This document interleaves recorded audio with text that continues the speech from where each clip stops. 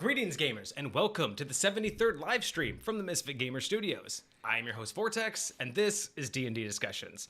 On today's episode of Homebrew Review, we are going to do something a little bit special, kind of. Something that you've seen before, from me at least, but it's going to be the first time you see it with Kage here in the studio, because we are going to do his very first high-low on D&D Beyond, and that's mainly because most of our viewers have been lazy and haven't given us anything recently. We're looking at you guys. So if you guys can get into that Discord, give us some ideas, because we do need some new homebrew review items. Otherwise, we do have a couple ideas that we want to go with in the future. We're going to keep Mondays focused on homebrew. Might be talking about homebrew rules. We might be talking about homebrew approaches if we don't get any more review items in. But don't worry, we're not going to skip anything on homebrew, but we do want more submissions from you guys before we get into any other topics. So let us know. Other than that, we are going to be focusing today on the high-low on D&D Beyond. We're going to be looking at homebrew feats. So we're going to take the highest rated and the lowest rated feat. We're going to go through them as we do any normal item, give them our rating, and then we'll move on from there. But this is going to be kind of exciting because it is the first time Kage has been in the studio, because normally I do this without him when I don't have him, because I didn't want to have to, explain all of the homebrew I did without him before. So this is going to be quite interesting. We're going to get right into it, and let me get him in the studio now.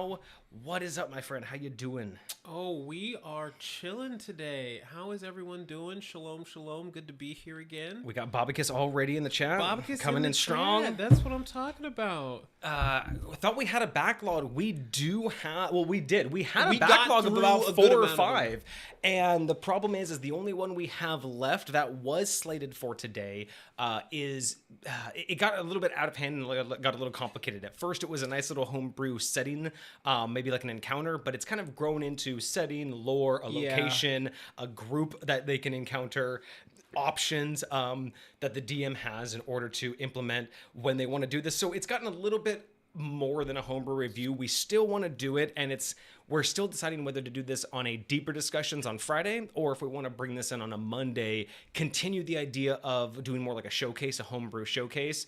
But because it's more of an encounter, we're not really sure if it fits into the standard homebrew category with the way that we do homebrew reviews. So we do have that one left, but we're going to kind of save that for what we're going to call like a homebrew showcase, and just not really do it as a review, but just more explain what was given to us and explain our ideas about it. Similar fashion, but not quite the same, because it's going to be a lot more complicated, and it's going to be very hard to hone it in on a single thing that we're gonna There's a lot to it. There's no one thing we'd be able to review. There's no one score we can give it.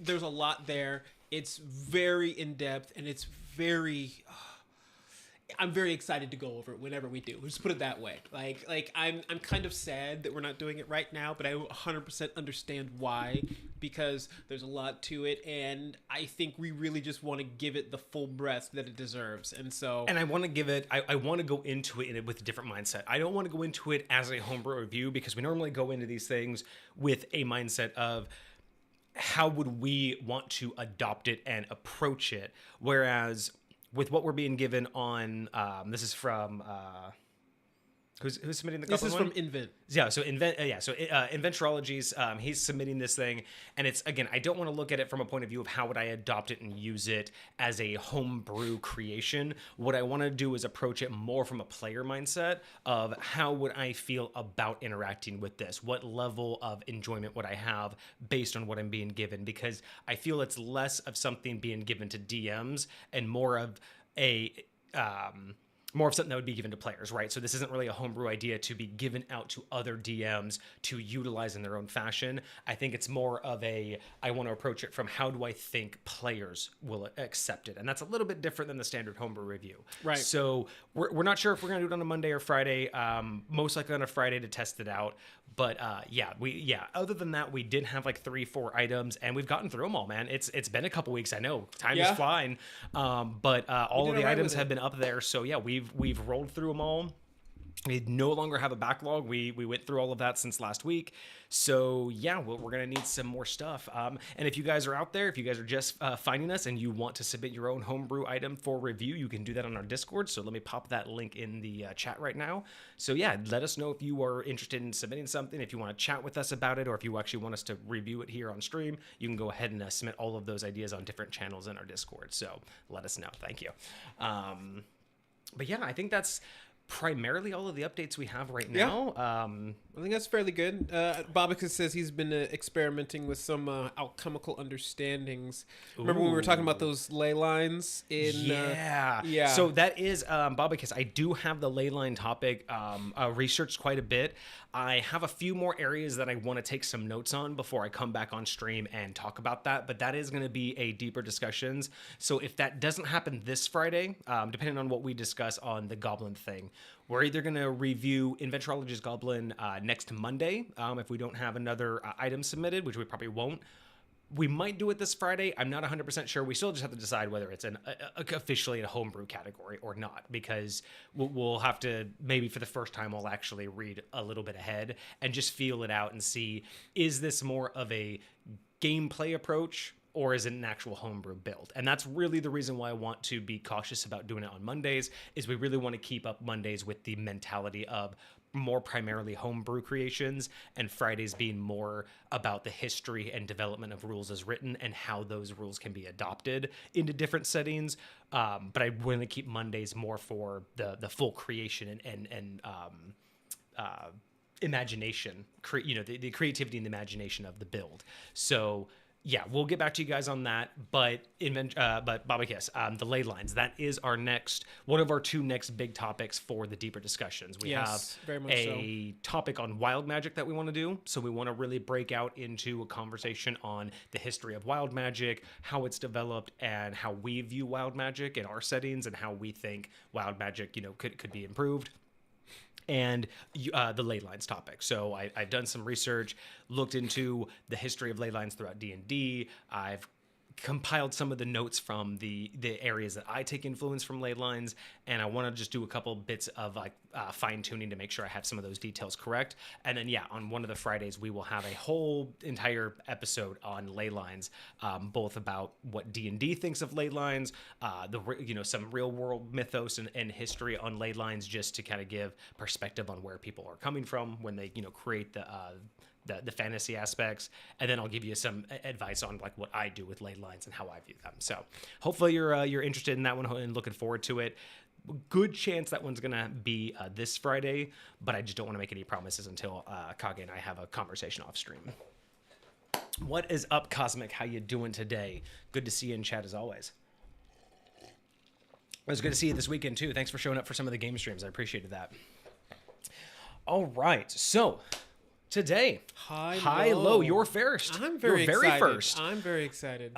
This is going to be really interesting. Yeah, so if you guys don't know, when we started doing Homebrew Review many months ago, when it finally became an actual Monday stream, when Kage wasn't able to show up, there was a few hiccups along the way in the very beginning where I would do one, he wouldn't be here, and then the next Monday we'd spend the first half of the episode talking about the previous month or previous week, and then we'd get to the new one, and then we'd run out of time and all of that. So when he started not being able to show up, I started doing these high lows because they weren't really that big of a deal. They were from D&D Beyond, so it wasn't you guys, our viewers. Most people we just kind of believed he wouldn't really think too much about the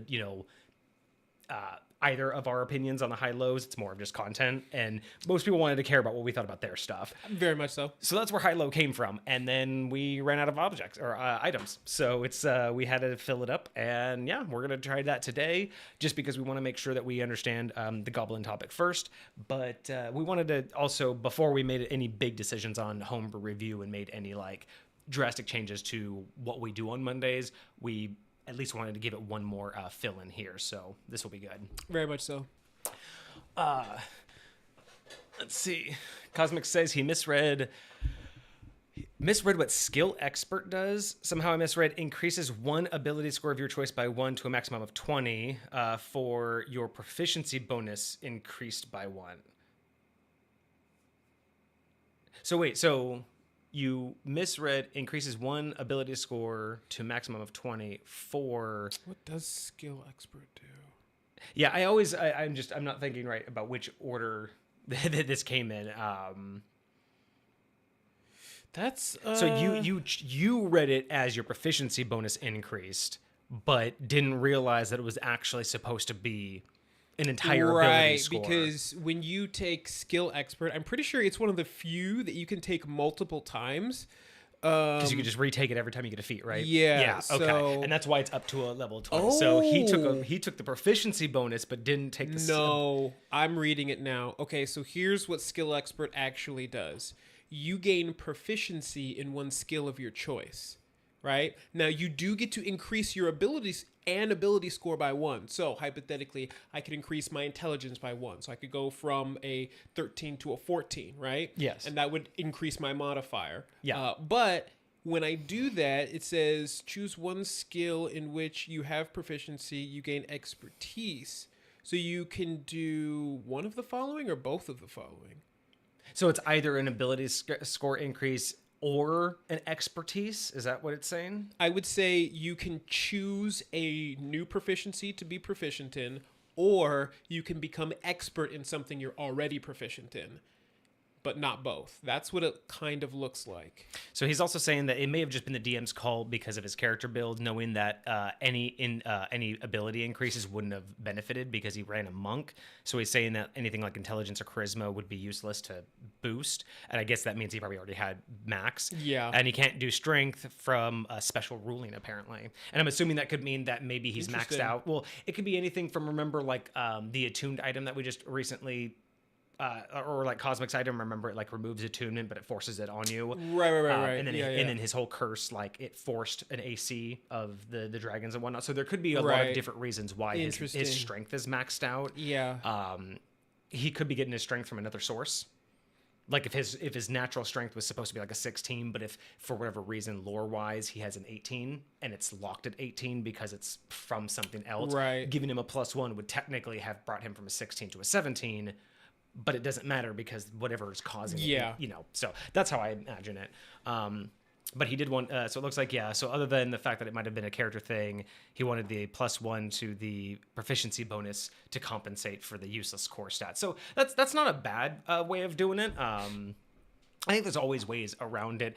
And again, the idea of, I don't know if I agree with intelligence or charisma being useless for a monk. I don't know if I agree with that, but there are actually some monk builds that are kind of centered around intelligence. Like you can use them for a lot of stuff. Just investigation in general is a very underused and incredibly valuable intelligence-based skill that I think a lot of people can benefit from. But I mean, my biggest problem with thinking that like a certain like character or a certain class is like, well, it's like we all have the dump stat. Like I think this is probably just another like a deeper discussions day, but it's like I feel like that approach is more the influence of the min-maxer coming onto other players, like coming onto most players. Like I think most players are influenced by the min-maxer mentality of that, and saying that we've used the term dump stat because when you're building something, a dump stat just means where's your lowest one, where's your least helpful number supposed to go. The problem is just like the min-maxer mentality, that means that, well, none of my abilities use that stat, so therefore I'm never going to think about it. They literally dump the stat out of their mind. Mm-hmm. Like, it's not just a dump stat, that's where you just put your crap. It's dumped off the character. Like, they just assume, well, I just don't have that. But it's like, to me, especially for DMs that play into that, you're taking away a whole aspect of the game. Like, you're taking away a whole gameplay atmosphere. When you say, well, my dump stat's charisma, so who cares? It's like, so you're telling me you're just going to ignore how you interact with every NPC in the world, and honestly, your DM is not going to matter? You play into your dump stats just like you play into your high stats, right? But min-maxers don't. They just ignore it. And this is where I see this in a lot of players where it's an influence from that min-max mentality, because DMs do this, where DMs don't utilize all players' stats. See, like DMs will use all stats. They'll have puzzles, they'll have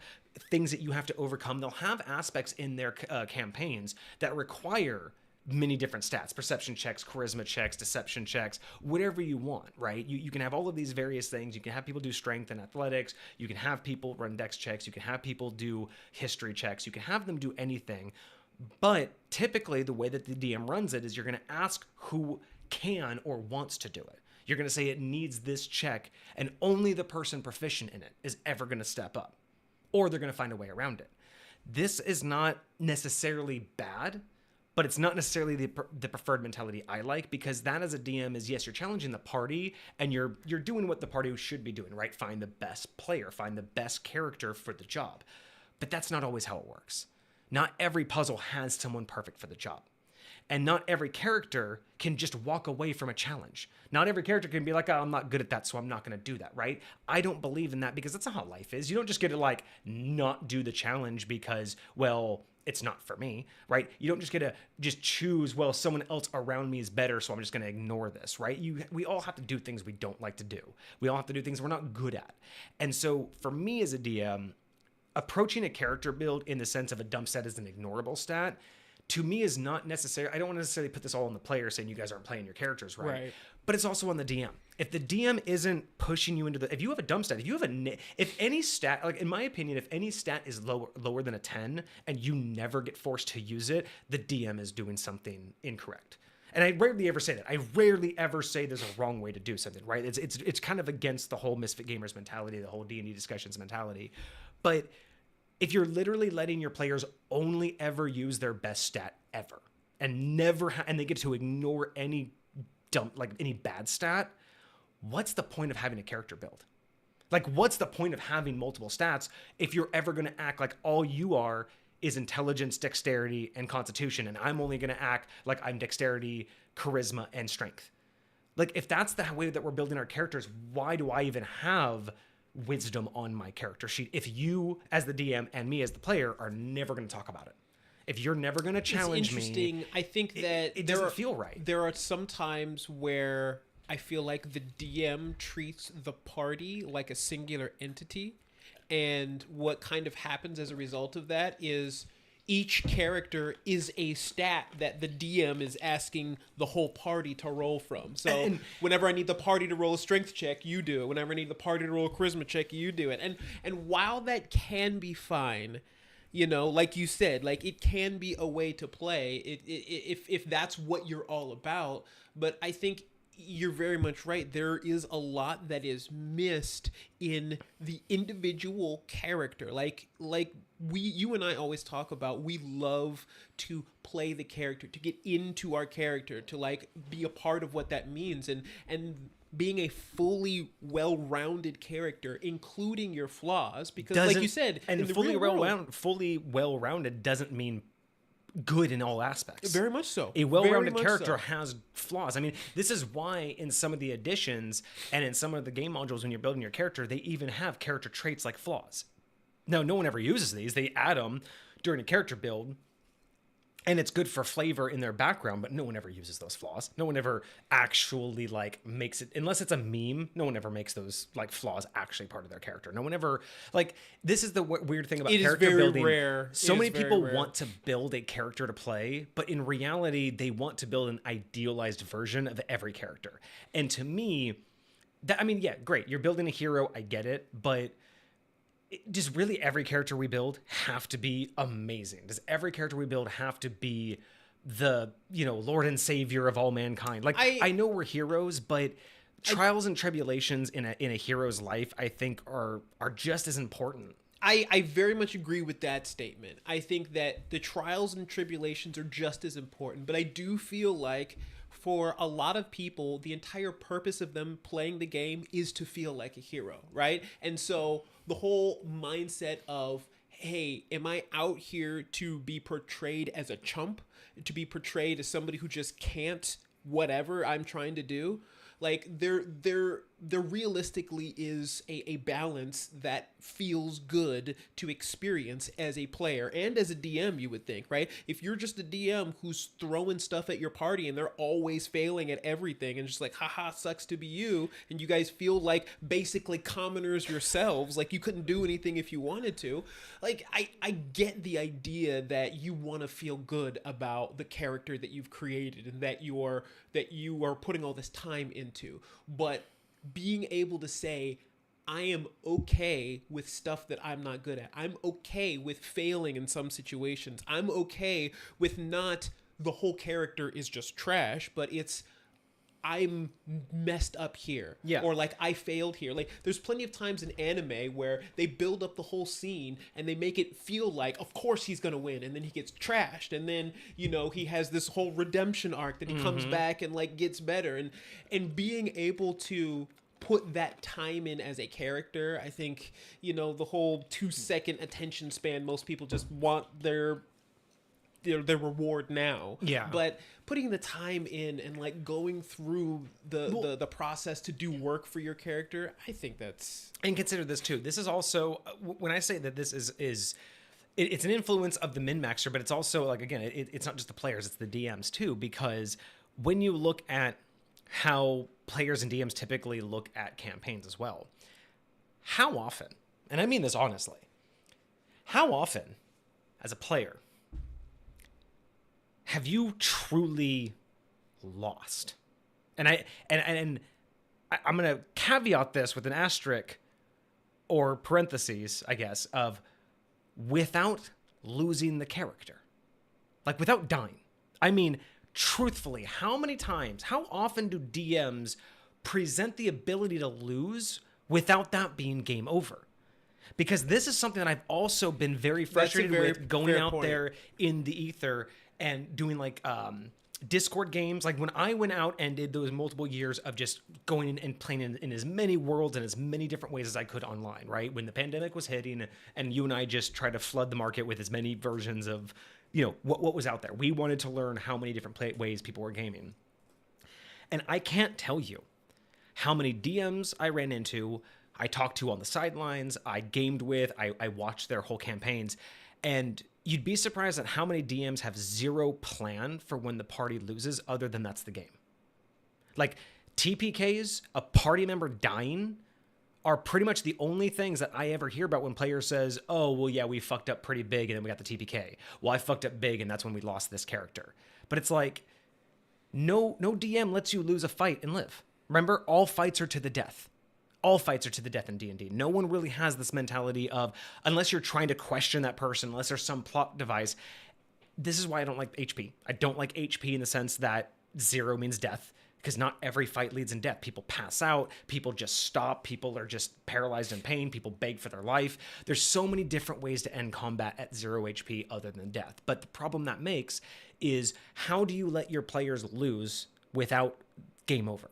Because players aren't even used to that. Video games don't do that. You don't get to play a video game and accidentally have a main character die because you didn't save them from that cut, from that little RTS thing or whatever, the real time, thing. And then the game keeps going. It makes you restart and do it again. I'd say there's a couple of games. Recently, definitely. What's that one game? Mass Effect. Mass Effect did a really good job of Mass Effect choosing who you save, having an effect on There's a bigger one right now that's going out. It actually just came out with a sequel. It's a very narrative-driven game where you're it's kind of like a horror game where it's very narrative-driven, but you can make all of the wrong decisions. All of the you play multiple characters, they can all die. So yeah, these are the things that I think about when I design my situations, right? Like, not every NPC I have is out for blood. They're not there to kill, right? Guards don't kill you. They arrest you, right? Town guards will never fight you to the death. In my setting, in High Point, guards will not intentionally go out of their way to kill you. There's no purpose, right? That's not their job. So why would you TPK by pissing off the town guards, right? Their job would be to detain you. So DMs don't use non-lethal damage enough, by the way. Now, granted, it makes sense when you're dealing with a lot of monsters, when you're dealing with the BBEG, of course, they're out for blood. But this is the thing where it's like, if you don't have a way to lose, then nobody, like you said, nobody wants to be represented as a chump. Nobody wants to be represented as something that they can't do. But the problem is loss makes for a better hero. Like, every hero has lost a fight, lost a family member. Like you said, that it's the hero redemption arc. It's the traditional way you narrate a story, right? And this is actually one of those things that misses a lot of the times in D&D, which is why I think one of the reasons, I don't want to toot my own horn here, but this is one of the few reasons why I do think High Point, for the people who have played it, why High Point strikes a different note with gamers than the standard D&D. Because the reason we've talked about how everyone's always about create the next character, get in the next game, just go to the next one shot. But it's not so much that I'm saying that, if they found the right game, they would never have to play another one. It's not about that, right? It's like video games. You can have one that you'll stick with, but you're always going to want to try more. But I feel like that urge, that need to get to the next game, to create the next character, has a lot to do with that foundational aspect of not connecting to the character and not feeling like that build matters. Yes. And if you're always ignoring the fact of these challenges that your character would go through, if you're always ignoring the things that your character can't do, and you're always looking for those opportunities to make your character seem like a great hero, that's all nice and good. But guess what? We get tired of superheroes after a while, right? We get tired of the guys that just never die. I mean, you can only watch so many Superman movies back to back where you're just kind of like, yeah, dude, never bleeds. That's what I'm saying. Like, most people, their instinct towards Superman is he's OP, Yeah. But I think because he's so much more of a character development arc. Like, his whole thing is about humanizing. He's about the human condition. His struggles are very different. Yeah, his is much more of a commentary than it is a struggle, right? Where Batman is a much better representation because over the years he's gone from being way too OP and this mastermind who never gets undone to we see in multiple editions, right? Multiple comics, multiple cartoons, now in the movies where he gets beaten, broken, but he comes back, right? Batman is much more about the will of doing the right thing and overcoming the tragedies of doing the right thing, whereas Superman is about accepting, what you can't change, right? No matter how powerful you are, there is just always going to be a struggle. Like, there's a different mindset of hero, right? Right. But this is where I think when it comes to D&D, people just aren't connected as much to their characters, and they're not connected to the satisfaction because you're only ever trying to look for, well, how can I be the next big superhero? But it's like, that's not what satisfies, right? Overcoming a challenge that's actually a challenge. If you only ever do an investigation check when you have advantage, or if you only ever attack when it's an enemy lower level than you, like, when it's most advantageous for you to do so. It pisses you off more when you miss because you think, well, I shouldn't have. I had advantage. I have the highest attack rate. I have all of these things. I shouldn't have been hit, right? And so you either get too emotional about it or there's no emotion because you're like, well, it's literally just the die. But there's no self-responsibility, right? There's no ability of basically saying, well, I'm just not strong enough. My character's just not XYZ. It's either the dice did it, right? Or it's, oh, that's absolutely unfair. That should not have missed, right? It's this mentality of it either doesn't matter or it matters way too much.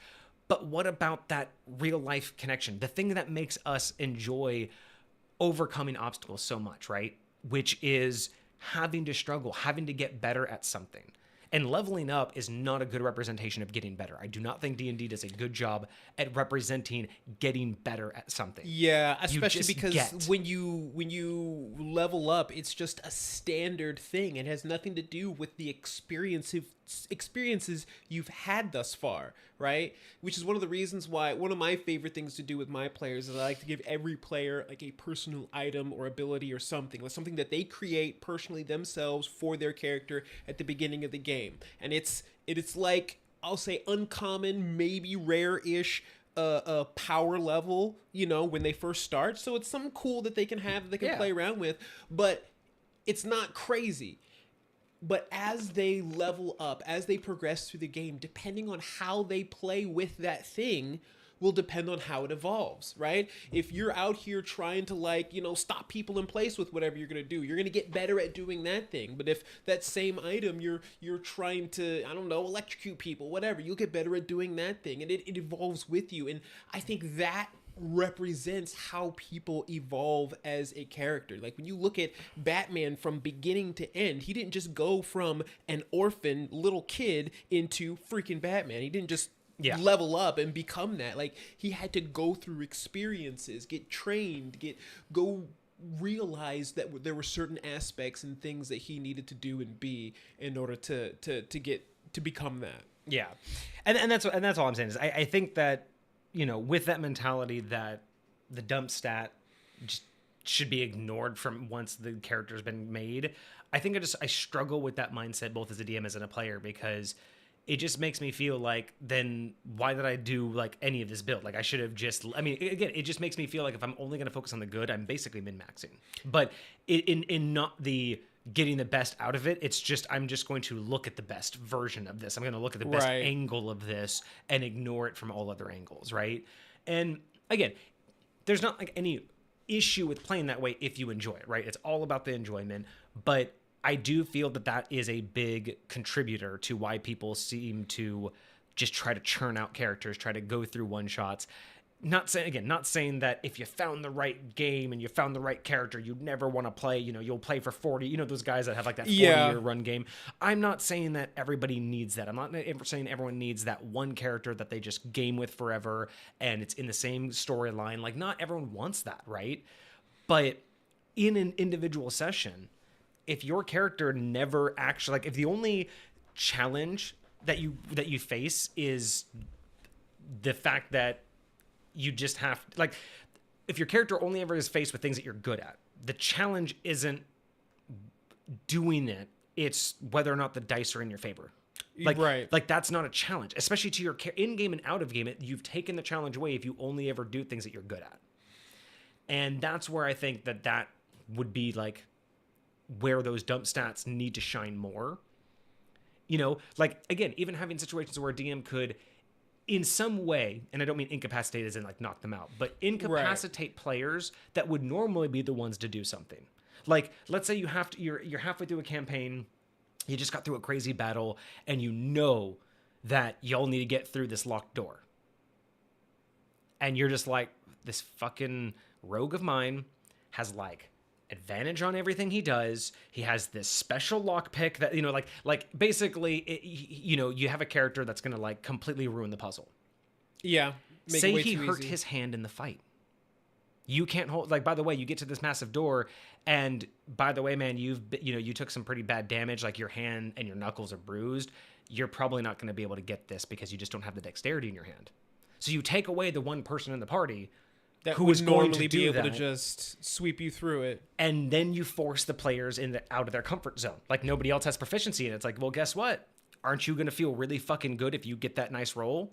Wouldn't you feel way better about getting a roll you're not on, that's something that you're not good at, and letting your character feel that exhilaration of like, I just fucking did that. I shouldn't have been. Like, you know what I mean? Like, I see players get mad more often when they think something that shouldn't have happened happens, right? They get more mad about that, but how often do they get happy about something that should not have happened that happens? Like, I don't feel like players or DMs set themselves up for that. And I don't know. I've tried my hardest to adapt that. And like I said, I don't want to like say that High Point is the absolute, best gaming experience out there, but I really haven't run across a player that it hasn't stuck with them. Like, their experience in High Point hasn't stuck with them, hasn't enticed them to want to continue, and hasn't made that connection to that character that they made more special. Like, I haven't had someone really not express that.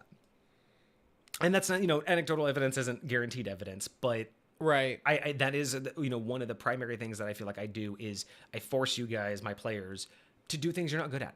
To force your characters into areas like, again, having, Dovd fight, one-on-one, a berserker, like face to face, like you weren't able to do shit, but you didn't just be like, oh, well, I'm going to sit in the back and let somebody else handle it. You were still right in his face. Just, you didn't know what to do, but you still did something. Right. Yeah. And that's the thing. It took you out of your comfort zone. You did not build a character that was meant for melee battle. And there you were about to be hack and slash. And you're like, I got this though. I can do so. It's like, you didn't back down from the challenge. And that's what I mean is Dovd, or not Dovd, but Alo was so much more proud of himself. When you guys walked away from that, like, you guys were just floored at solving the puzzle. Because yes, everyone wants to solve a puzzle, but it was because what you guys were facing was not what you were built for. You know what I mean? The puzzle is what you were built for, but not the challenge. And that's where I feel that's why that particular like encounter with those three, enemies, that's why it was so powerful, right? Is yes, I built not specifically that puzzle for you two, but I built it for the gaming session. I built it for that, that particular like, plot line. Right. But the fact that what you were faced with and the challenge that you had to overcome were not the same. Very much so. And very much so. That was, I think, so I don't know how to describe this to you guys because it was a very intense moment. And if we ever get some more old gods out, like you guys will definitely get to be there for it. Yeah, but it was an encounter that was really cool because the encounter basically had triggers. So they were trying to get an item that was locked, and the item had 3 guardians. Each guardian was behind a different trigger. These motherfuckers found out the only goddamn way to trigger all 3 at fucking once. It was an accident. I swear to God, I had 3 completely unique triggers because each guardian was designed it was supposed to be 3 individual guardians that were designed against different type of would-be thieves, right? So depending on how the thieves approached getting this item, a different guardian would activate. And one was basically physical, one was one was a physical aspect was applied to the item, one was if magical force was applied to the item, and I think one was if like psionics specifically were applied to the item. I think you're right. So And all those are the 3 triggers. So a psionic attack, like any kind of psionic ability, any kind of magic ability, and any kind of physical ability, we're going to trigger the 3 guardians. These motherfuckers used psionics to fly up to the motherfucking thing, touch the casing to take it off, and I think you were actively playing music at the time. I swear that I cast some magic to like help me to do so. Oh no, that's what it was. Is I think you cast magic on yourself to make you lighter. She used psionics to then levitate you on a piece of paper because you had to drop your weight in order for her to lift you because she could do it under 5 pounds. Yes. So she took a piece of basically paper to levitate it. He cast, I think, reduce or something on yourself to make yourself lighter. Got on the piece of paper, so they flew up to the object that was way up there, and then he proceeded to touch it. Psionic power, magic power, and physical touch simultaneously on something that was not supposed to ever happen. I didn't even know what to do because I planned this as like, okay, worst case 2 get triggered. Like how, like, because again, it wasn't in the general vicinity, it was on the object itself. So if he would have just touched it, one guardian came down, he would have come down, you face the guardian one at a time, then you go back up and maybe you try maybe you try magic. Oh, guess what? A second guardian comes out. That's how it was supposed. Maybe it was magic and psionic at the same time. Maybe it was physical and magical. All fucking 3. And I'm sitting there being like, this is so early in the campaign and I just TPK'd the 2 of you. I just threw away this entire campaign. I mean, well, and yet here he is. Here is fucking Olo, this would-be amazing bard who has never really gotten into a fist fight in his whole life. Now, granted, I wouldn't be able to do anything without my sister. Facing down a berserker, basically a barbarian berserker with a great sword, bearing down on him a giant dire wolf. Off like to his right side, basically just ready to tear him to shreds. A commander just barking orders at the both of them, and his sister 30 feet down and like 20 feet away, just like again, normally nowhere without his sister, and she is nowhere to be fucking found because he's way up there on the pedestal where the item was, and she's still down there watching all of this happen, watching as a berserker basically bears down on him, and I begin to roll fucking 1s.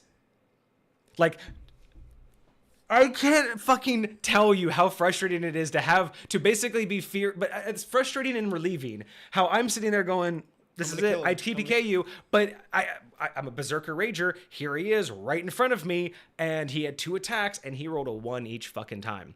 Motherfucker slips off the goddamn pedestal. I then finally get to roll my nat 20, which was him to dig the great sword into the side of the thing and hang there. And then he proceeds to roll a nat 1 on his dex check and dangles there for like 2 rounds while you figure out how to tame the damn beast. Which then the commander figures out is realizing, oh, okay, we shouldn't. That's a problem. We need to fix this. Oh my fucking god! So you tame the beast with the music, which gets the commander's guard down. Then Vixie, or Sophia at the time, or her character Sophia, then goes after the commander, finally gets into his head with the psionics, which is the good thing that she was supposed to do, get into his head with the psionics, so then he could command the berserker to stand down, which he did. But that only happened because I rolled so many fucking nat 1s coming after you that he just basically that berserker was useless. But you getting the beast, her getting the commander, and then you guys being able to basically do exactly what you were supposed to do. De-escalate the situation and oh my god, that was nerve-wracking and frustrating because here I am like, I'm going to TPK you, and then I'm like, well, maybe not. Fucking nat 1. No, TP, like, I'm just like, at first I didn't want it to happen, then I'm like, well, this is bullshit. This should have happened a long time ago. Why are you guys still alive? So, long story short, not only did they get the item, but they successfully completed a puzzle that, in a way, that A, was never supposed to have happened, B, that was at least nearly not that impossible to have happened, and did it without taking any damage or causing any damage. They actually did not fight at all, even though that was supposed to be basically an all-out war with anybody else that was supposed to have gone. And I will after put it that. this way. I've been in a lot of like battles. That was the best fight I'd ever been in. And I didn't even fight. fight? And I didn't even fight. I didn't even fight because it was way more about how you overcome whatever struggles you're going through. And I think, again, that type of enjoyment doesn't really happen unless you have synergy, not in your character, but in the people that are actually playing the game. That came from you, me, and Vixie coming together for a very similar purpose. Like we were able to create that because of what we brought to the table. You know, everything else was just the tools that we used to do it. And I think that's a lot of what we're talking about when it comes to homebrew anyways, is like, what kind of tools are you going to use to create a really, really good and engaging environment for people to enjoy? Like Absolutely. that's really what we want at the end of the day. I think so most people that play the game want. Absolutely. Yeah, absolutely. Thank you, Cosmic, for giving us that tangent to go off of. That was a good intro for today's episode, actually. Right. We will be getting into the homebrew review of Feats, but I did think right at the start there, I did say that was probably going to be a better topic, but I really wanted to actually tangent that because it was a really good point to be made, and not one that we've really openly discussed a lot about before, which is That's fair. You know, the influence of min-maxers on the rest of the community and how we approach the overall aspect of the game, because again, we're all trying to be the best that we can, but that doesn't mean that we can ignore the worst aspects of ourselves. Right. So food for thought for y'all. And then we got a couple things more from Cosmic. Okay, so he was saying that the character cap, so he does have a strength cap of 9 for that monk, but he is saying that it's because he has a special ruling that requires that he have a negative strength modifier. So that's why he can't increase So his his strength. personal character Has a requirement to have a negative. He says, due to the combo of negative strength, small size, no armor or shield, and lighter weight, forced movement via shove action or a failed save against a gust of wind or a similar spell will do double the knockback. Interesting. So that's how. So I'm really curious what this special ruling is, though. Like, I wonder, like, if it's just like a background thing, or if it's I'm curious if that's self-imposed or if that's something that like came through, or if it gives him a adventuring. boon later. Like, if having the negative actually benefits him some way. Interesting. And then he says if skill expert raised the proficiency bonus by 1, it would buff his overall passive perception from the current 20 to 27. 10 base plus 5 from the wisdom mod, plus 6 from the proficiency bonus, and then another plus 6 from expertise. To be honest, I don't know anything in the game that permanently boosts your proficiency modifier. That is something that is strictly tied to player level from what I've always seen. And because think about this, if you get expertise in something, increasing your proficiency modifier by 1 will increase all of your things that you're proficient on by 2. Yeah. Because you get to double your proficiency modifier in those things when you have expertise. And there's a lot of other things. It not only boosts your skills, but it boosts your attacks. It boosts anything you are remotely. It's so and I think that's why he's versatile. going with it, which is why the double knockback is the balancing they're trying to impose in order to make the character not so powerful. So the double knockback it makes more sense.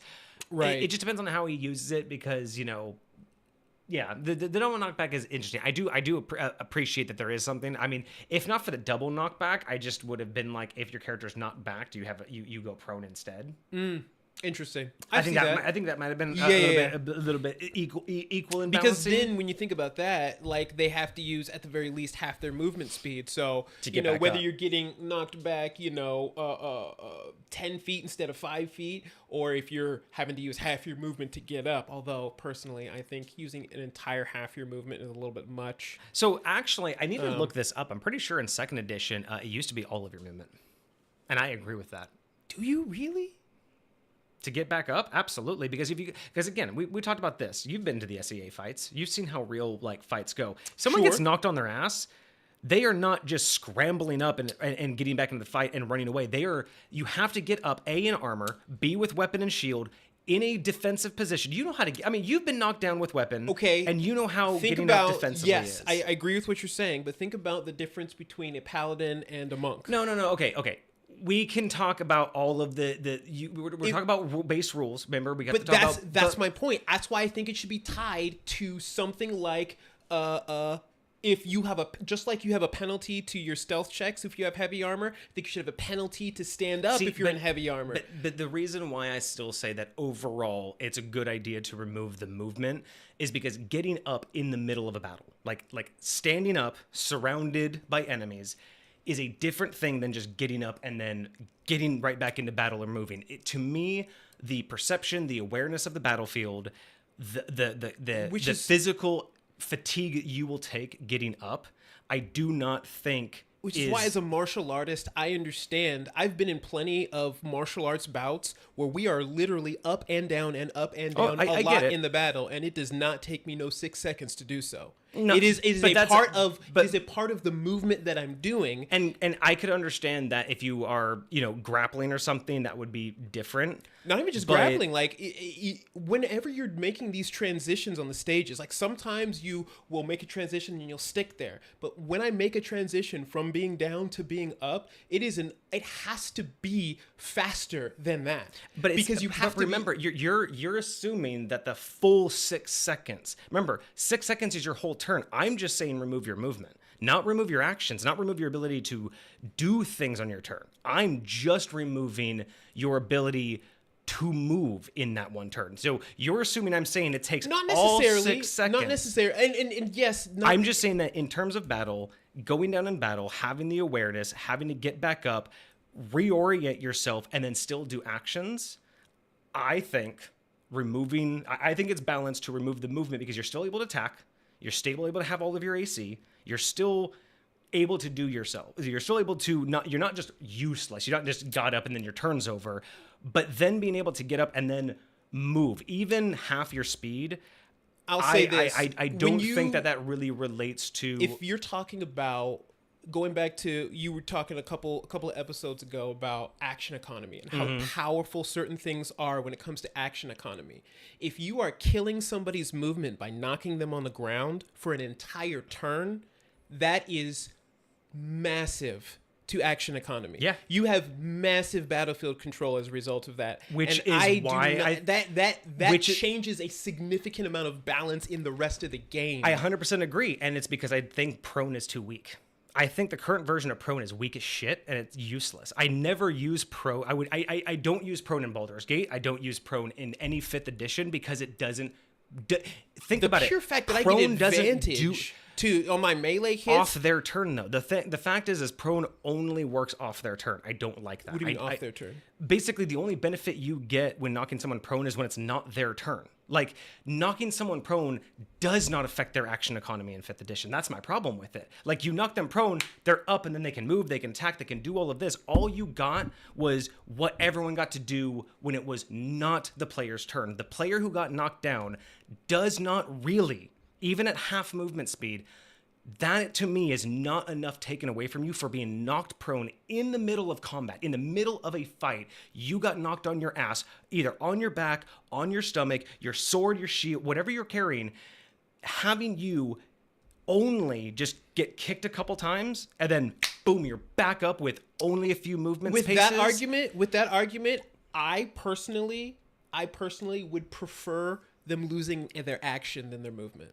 And I could totally understand that. And maybe there could be an argument of the choice. Hey, I want to roll out of the way so I get my movement and I get up. I like that option. I'm okay with giving the choice to lose your movement or to lose your action. And I would go so far as all actions, like as an action bonus action. Basically, you either get and you know, if you could say, hey, I roll and I stand up, so I'm 5 feet away, but I still have my movement. I just can't attack. I'm okay with arguments like that. Only because bonus actions are much less versatile. I'd give somebody a bonus action unless you let them do potions on bonus actions. Yes. That's a fun conversation. But I mean, it is a fun conversation because I think a lot. Anyways, but I think that you could do something like be willing that rolling away. I would say and that works with yours. You'd have to do something like disengage in order to do that, and that totally works with your concept of martial arts, right? I get that there's always going to be an argument for a rule, right? And that's the problem with D&D. Yes, there's very much the so. difference between what rule makes sense in the moment and what rule is universally allowable, right? Like movement is, it makes sense that some characters get an extra 5 feet of movement, but overall we all just get the same movement, right? Does that really make sense? Does a paladin move the same as a rogue? No, but we all still have the movement rules. So yes, there's always going to be an argument. If you are a monk hand-to-hand fighting another monk, you guys are going to probably be like visually and narrative wise, you guys are grappling, you guys are on the ground, up off the ground. Like, I understand what you were saying.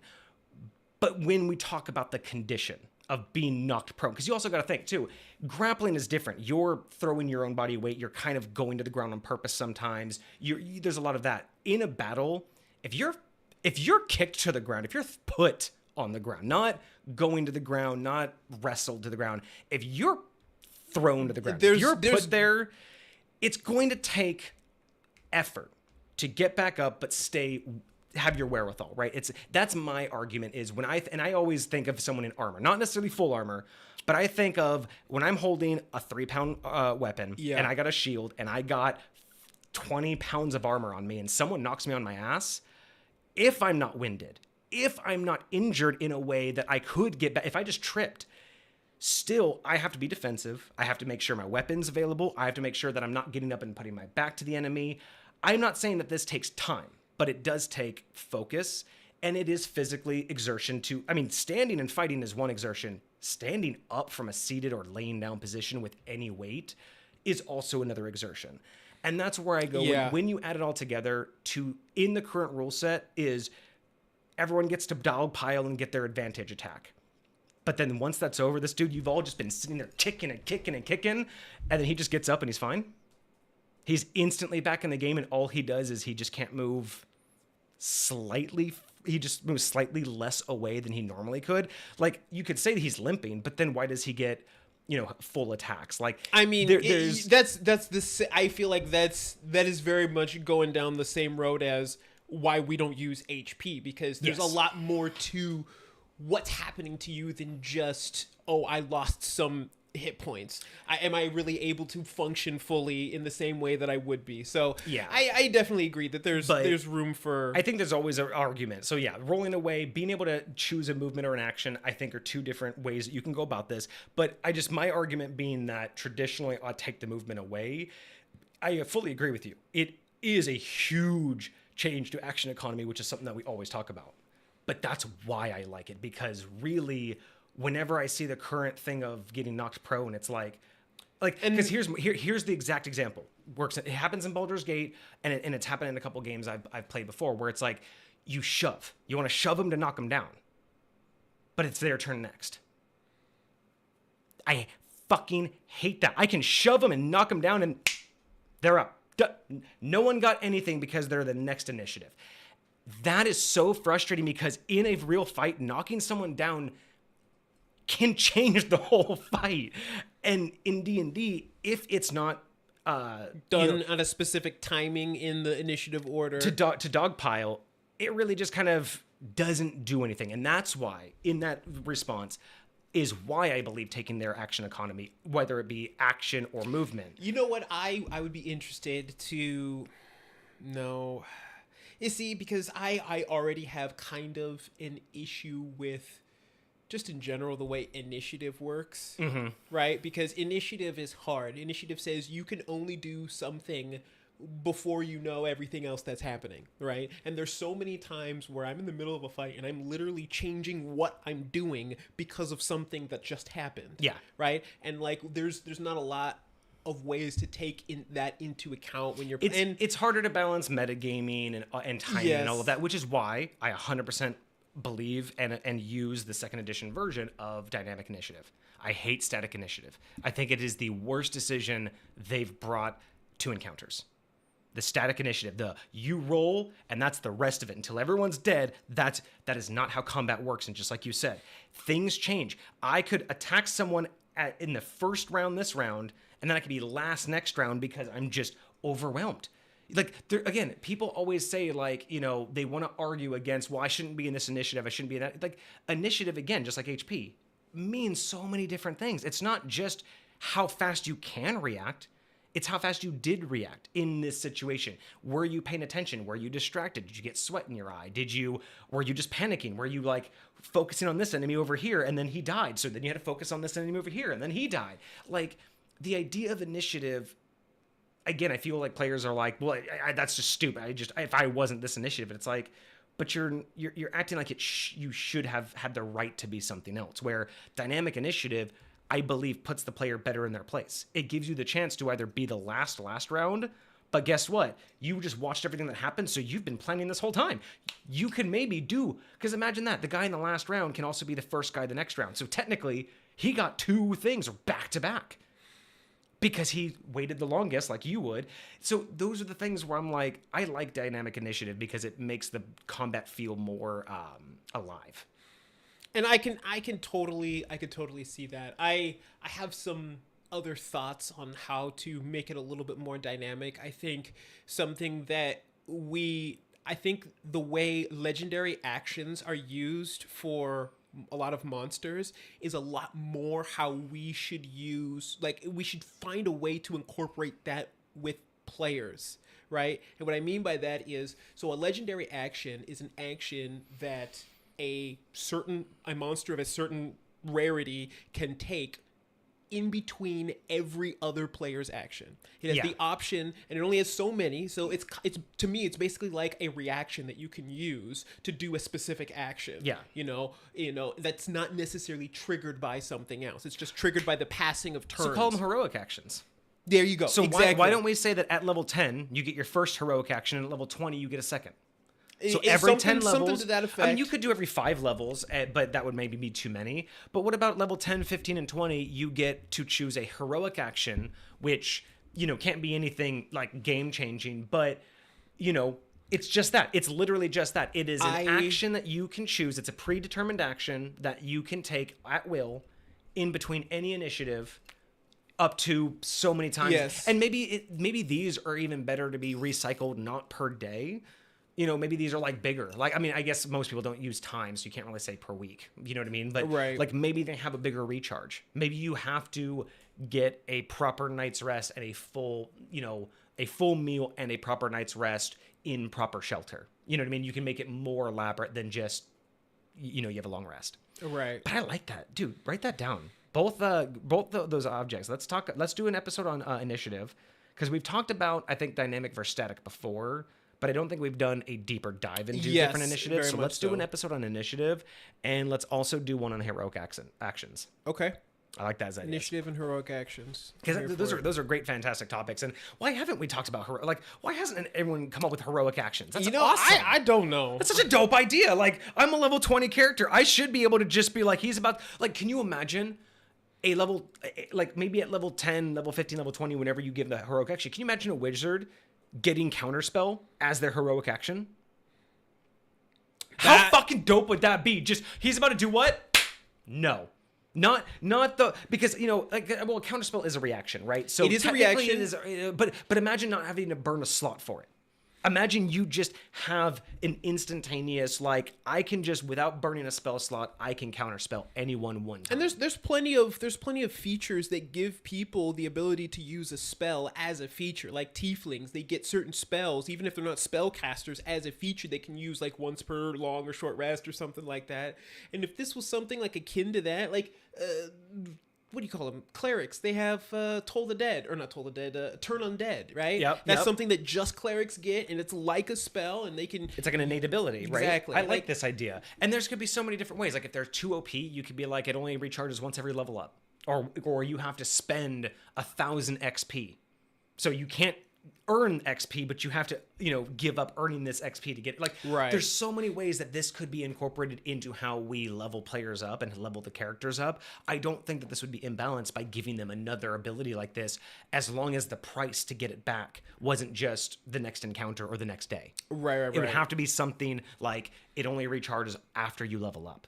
Can you imagine that? Or a heroic spell or a heroic feat that's so good, you only get it once per level? Interesting. But it could just be game-changing. You know what I mean? That's interesting. We got a bit from Cosmic. So let's see. So having so he has 3 20s in his core stats. So I see why he's considering his character to be OP. What level are you? He didn't say. That's what you had 3 20s. That's. I mean, hey, get you some. But he also has a fuck ton of movement. He can walk. He has walk on water and walls. He has immunity to poison. I mean, that's just monk stuff. So you're okay. So that's just all the regular monk stuff.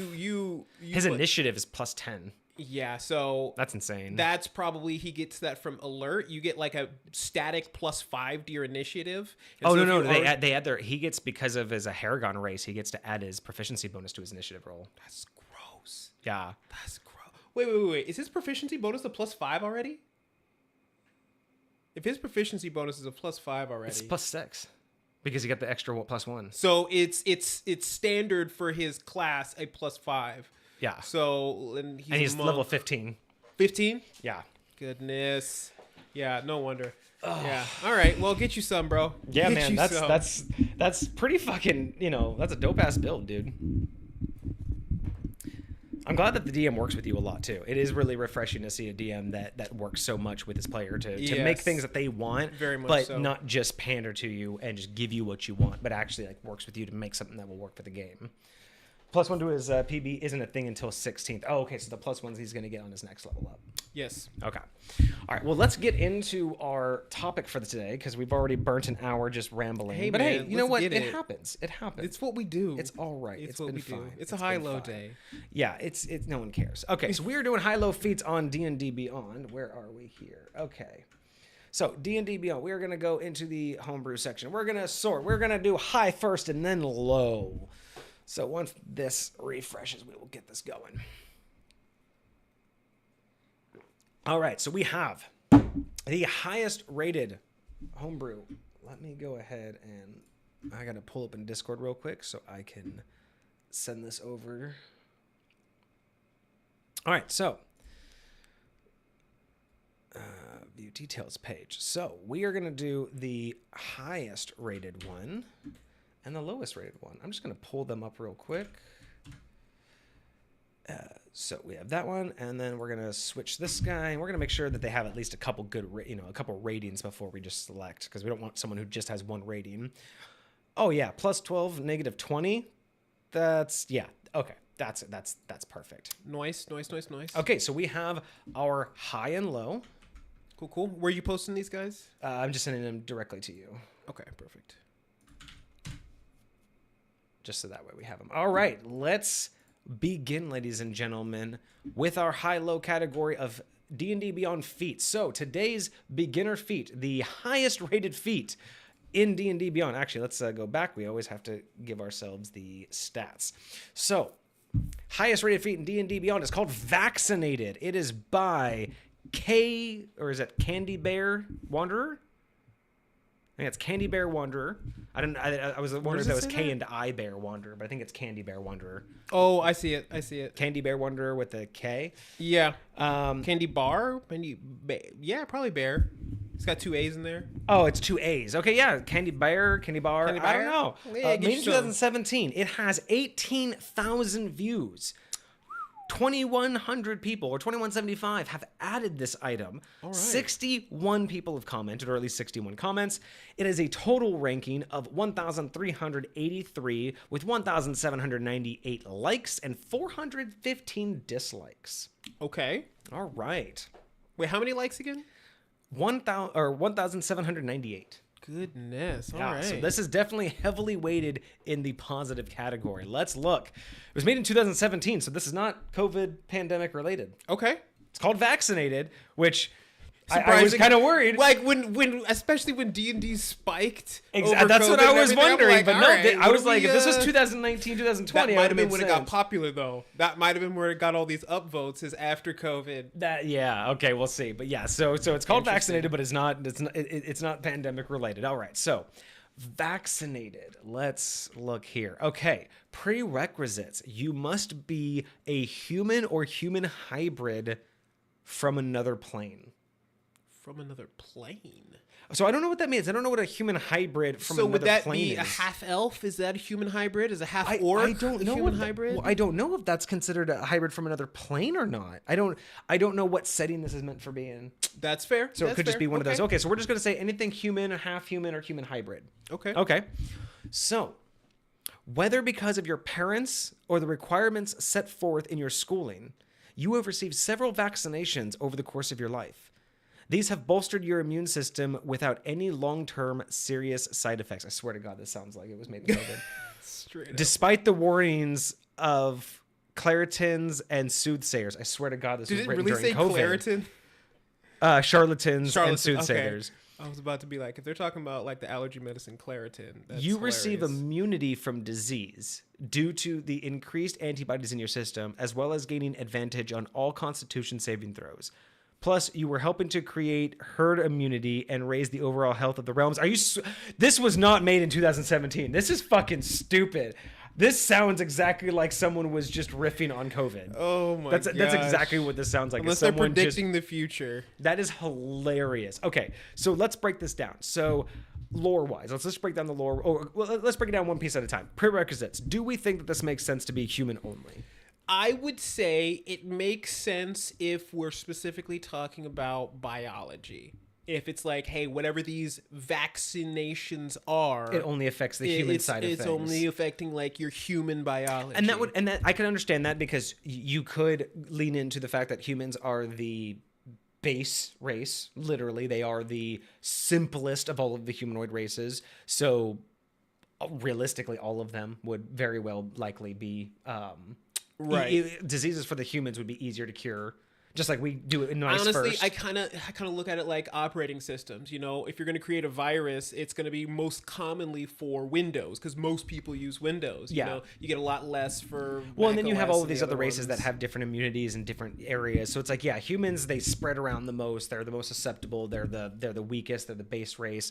Okay, so the prerequisite isn't a bad idea. You have to be human of some sort, because that's what's getting infected. Okay.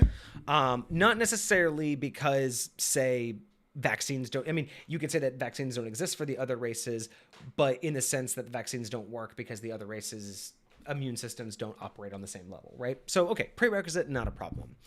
Lore-wise, so whether based on your parents or the requirements set forth by your schooling, you've gotten this, and it's bolstered your immune system, no long-term side effects, despite the war. Okay, so basically, it's a lore-based thing. I swear to God, this sounds so much like they're riffing on COVID. I'm telling you, man. man.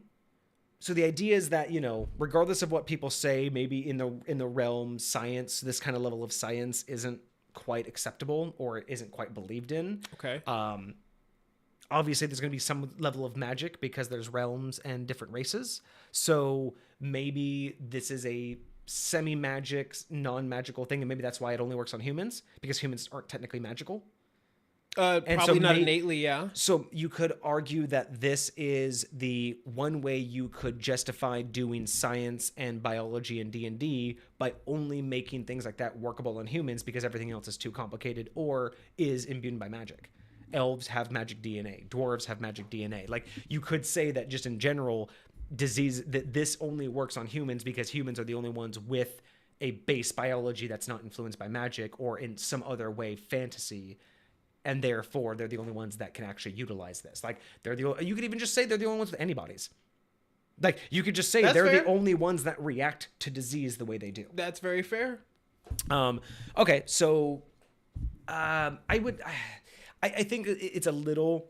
I think obviously this wasn't meant to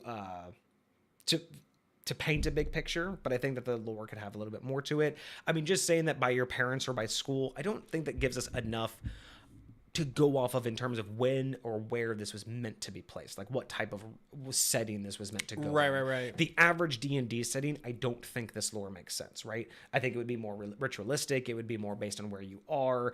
The idea of parents or schooling just doesn't fit with a D&D like push for a narrative. I think that this would be much more a narrative based on like a location that you came from, a school that you went, or honestly, like lore academy. does make it feel like it was set more in like present day. Like present day, you would make more sense. Parents, because even like saying schooling. like a Wizards Academy would do this doesn't make much sense unless it was like.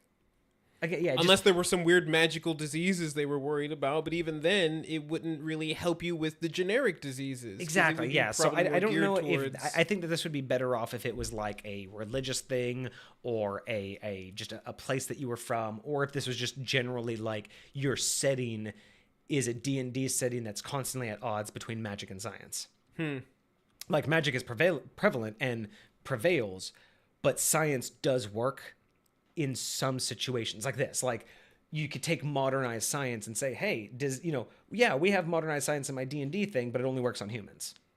Interesting. So I have all of the modern concepts of science, but it only works on humans, and they're trying to get it to work on others, but there's pushback, right? So you could make this whole setting where science does exist in D&D and in fantasy, but it's at odds with the magic, right? And for various reasons. So I'm not upset with this lore. I think this lore is a little bit too specific to be generally put into any setting.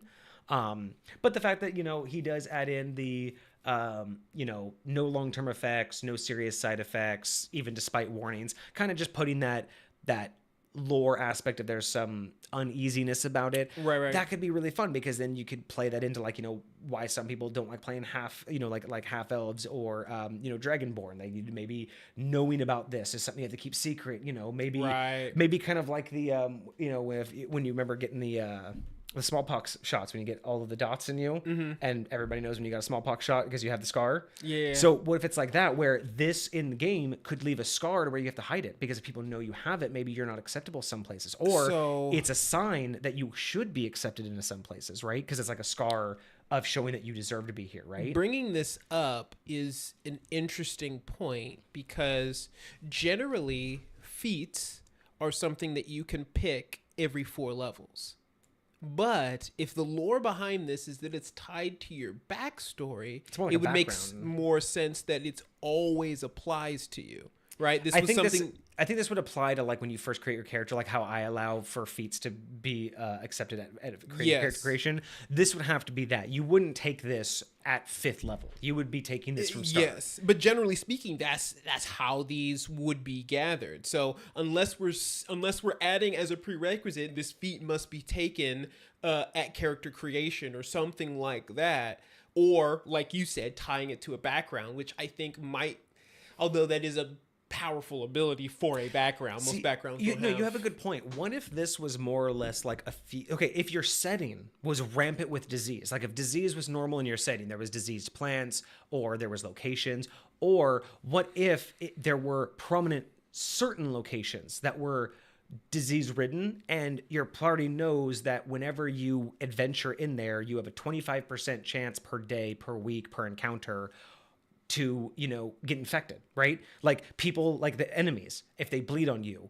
you can get infected. If you stay in town and eat the food, you can get infected. So if your setting was heavily based on the fact that disease was a thing, take away the lore that this was your background and just add in that this is a feat that you can take because of modern science and because of the way that humans operate. If you're a human, you can get this feat at any time when you level up. And then you're vaccinated from the colloquial local diseases, right? Things like the spell, like, cast disease or whatever, right. Those would still work on you. But if in your realm you have a disease that can affect your players and cause them detriment, this would be a cool feat. To forget about the lore that it came from your parents or your school. This would be a cool feat because then you can make them choose. Do you take that 10% chance every time you attack an enemy, you're going to get infected? Do you take that 10% chance per day every day you're in this location? Or do you burn a feat and just never worry about it? I mean, if that's the setting, I think that it would almost be like a staple. Like everyone would have to take it unless you just didn't make a human character for whatever reason. Well, but that's the thing is and maybe, and that's, I don't know. See, that's where it's like it would be very hard to make this a desirable feat without it being a required feat. Like you were just saying. Right. It would have to be that the locations were so often and the way to get infected was so often, but the chance was so low, but the consequence was so high, right? Like this disease will kill you in 100 days, or every day this disease removes 1 permanent HP until you're dead. Like if that was the disease, but it was only 1% chance per day that you're in a certain location and a 1% chance every time blood touches you. Like, you know what I mean? Like if it was a 1% chance, but the risk was you were going to lose a permanent HP every day if you catch this disease until you die, that would be a reason. That's an incentive to get this I could see that. But it doesn't, and you would also have to have a cure. If you're human, you can be cured from it. because that's the idea, right? You would have to almost have it to where it's detrimental either to the character, it's detrimental long-term to the character, it's obtrusive to the plot to get it, but not plot ending. Like you can go heal, but it means you're gonna have to deter your whole entire campaign to go heal yourself, or you get this feat. Because in that particular case, it's well balanced, right? It's I don't have to take the feat, but either that means that I'm going to just constantly be at a negative, I'm just going to constantly be going towards my death faster, or we're going to have to detour the whole campaign for me to go get healed, or I burn one feat during one of my level ups. Mm-hmm. Those are all very valid, and maybe you get cocky after a while, but maybe after the third time you get disease, the whole party's like, dude, just burn the fucking feet. We're tired of going and making that trek to heal you. You've gotten into... Because what if you do? Like, what if you just get infected, like, over and over and over? You get mad unlucky. Yeah, you would finally break down and take the vaccine. But then again, now that I say that all out loud, how is this a feat? Like... It's a vaccine. It's not like a feat is something that you've learned to do. A feat is a talent. It's an ability. It's a natural thing that you can do. Like, again, a feat is like a basketball player spinning a ball on his finger. It's not like you become a basketball player and suddenly you can do that. But typically, I would say on average, the average basketball player can probably do that much better than the average person. Sure. You know, regardless of the ratio of people, just period. People who can do it, and basketball players, it's probably just a more likelihood that that is a talent they will develop by course of the game that they play. I was about to say video game. From the course of the game that they play, right? A human, anybody could go practice that feat. Anyone could practice doing it, but they don't mess with the basketball every day. So how likely are they going to be to idly do it?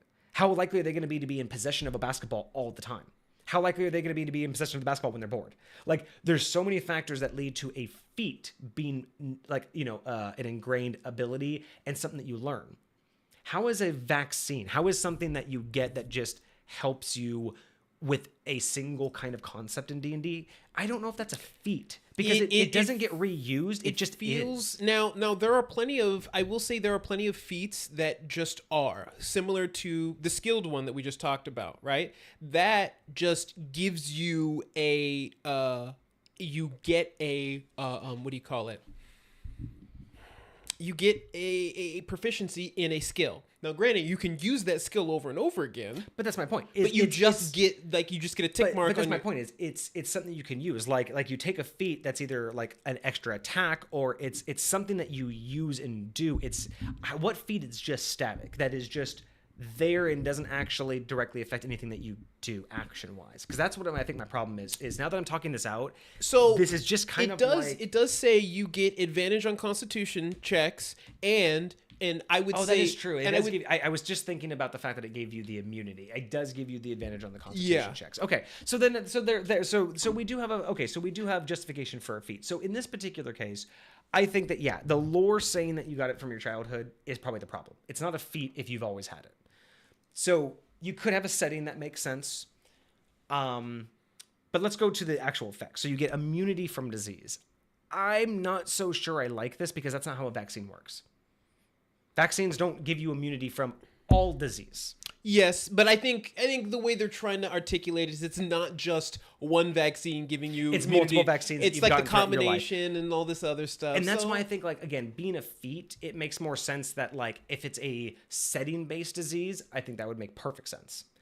I think that if you regularly use disease, like if you're a DM that's just known to use all of the different things, like, because D&D I don't think has different diseases. I don't think D&D has any actual differentiation. It depends on, again, like kind of like how we talked about last stream, whether you determine stuff like lycanthropy as a disease, if you stuff like vampirism as a disease, things like that. But outside of those types of things, you have like a general disease, like you have diseased rats, and you can get infected with the diseased condition, like the poisoned condition. Right. There's a bunch of different types of poison, but the poisoned condition is specific, right? Yeah. And so it's that's how D&D. So this is basically just saying that you get immunity from the disease condition. I'm assuming.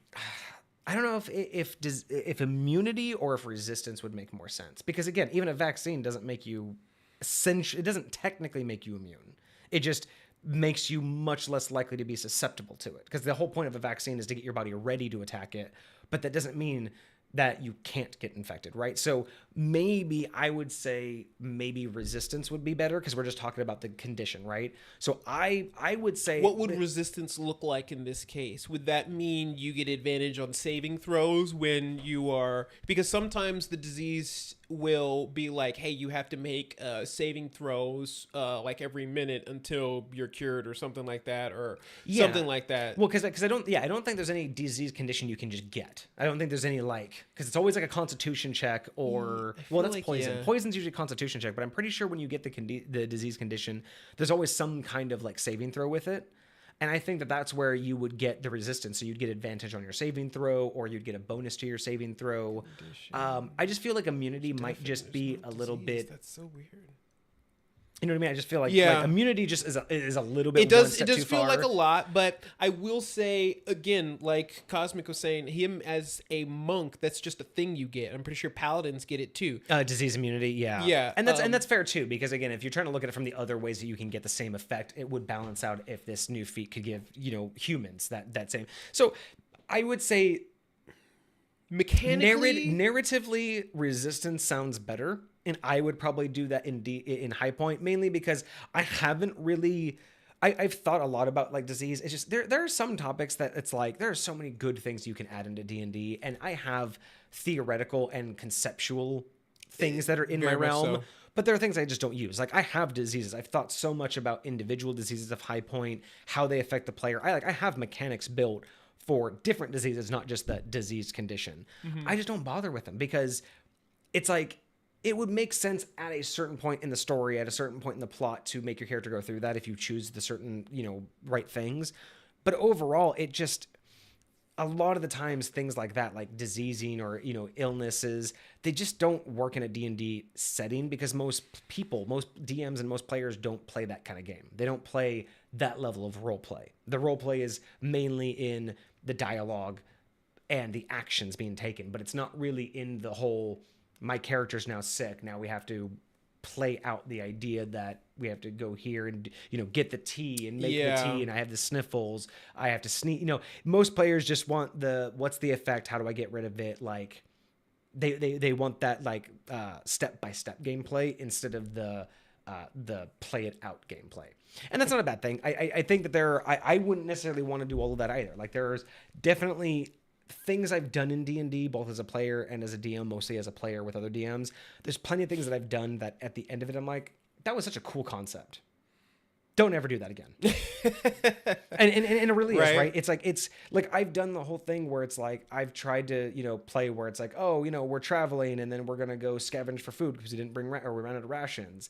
And then it's like, oh, we got poisoned. And then it's like, oh, okay, so I soiled myself in my armor. Now I can't wear my armor because it's all soiled. And now I have to go get it cleaned. And it's like, that was a really cool like challenge. Don't ever do that. Let's never deal with my character soiling their armor again. Yeah. Not because it wasn't funny or because it was just, this is not a mechanic that we need consistency. We don't need to revisit this. It made sense in a moment. It was a cool little like experiment, but that's the thing. D&D is great for experimenting with those ideas throughout campaigns, gameplay, encounters, and all of that.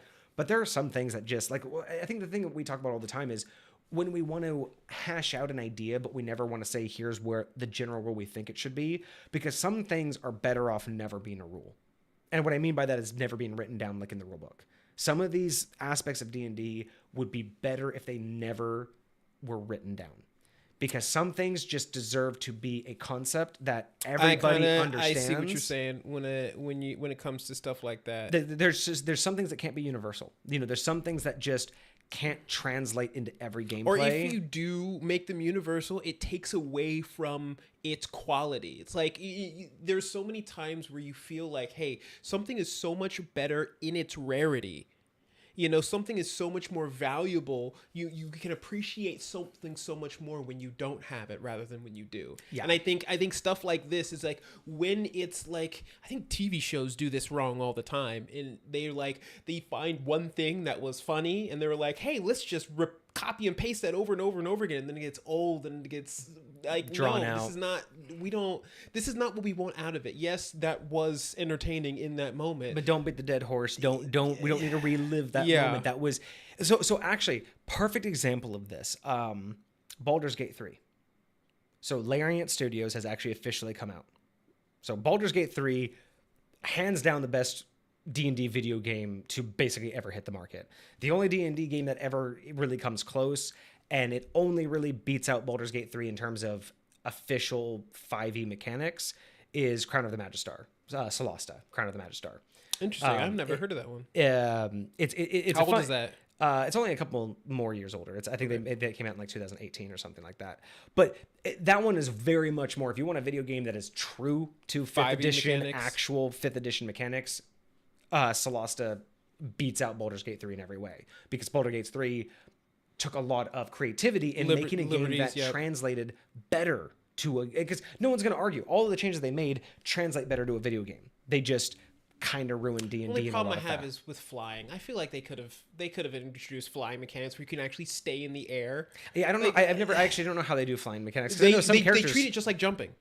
You have to land on a physical surface in Baldur's Gate 3. You can just go flying all the way across. Yes. See, that's dumb. That's all it is. That bothers me. But. Yeah, that's super dumb. But so Larian came out. So they've just created one of the best things. Now, granted, officially, Baldur's Gate 3 is owned by Wizards of the Coast, but it was from Larian Studios, right? They're the ones who made it. Really? I didn't know that. Okay. Yeah, so Wizards of the Coast officially owns Baldur's Gate 3, but Larian Studios was the one who created it. They've officially come out and just flat out, straight out said there will not be a Baldur's Gate 4. And it's the best fucking news ever.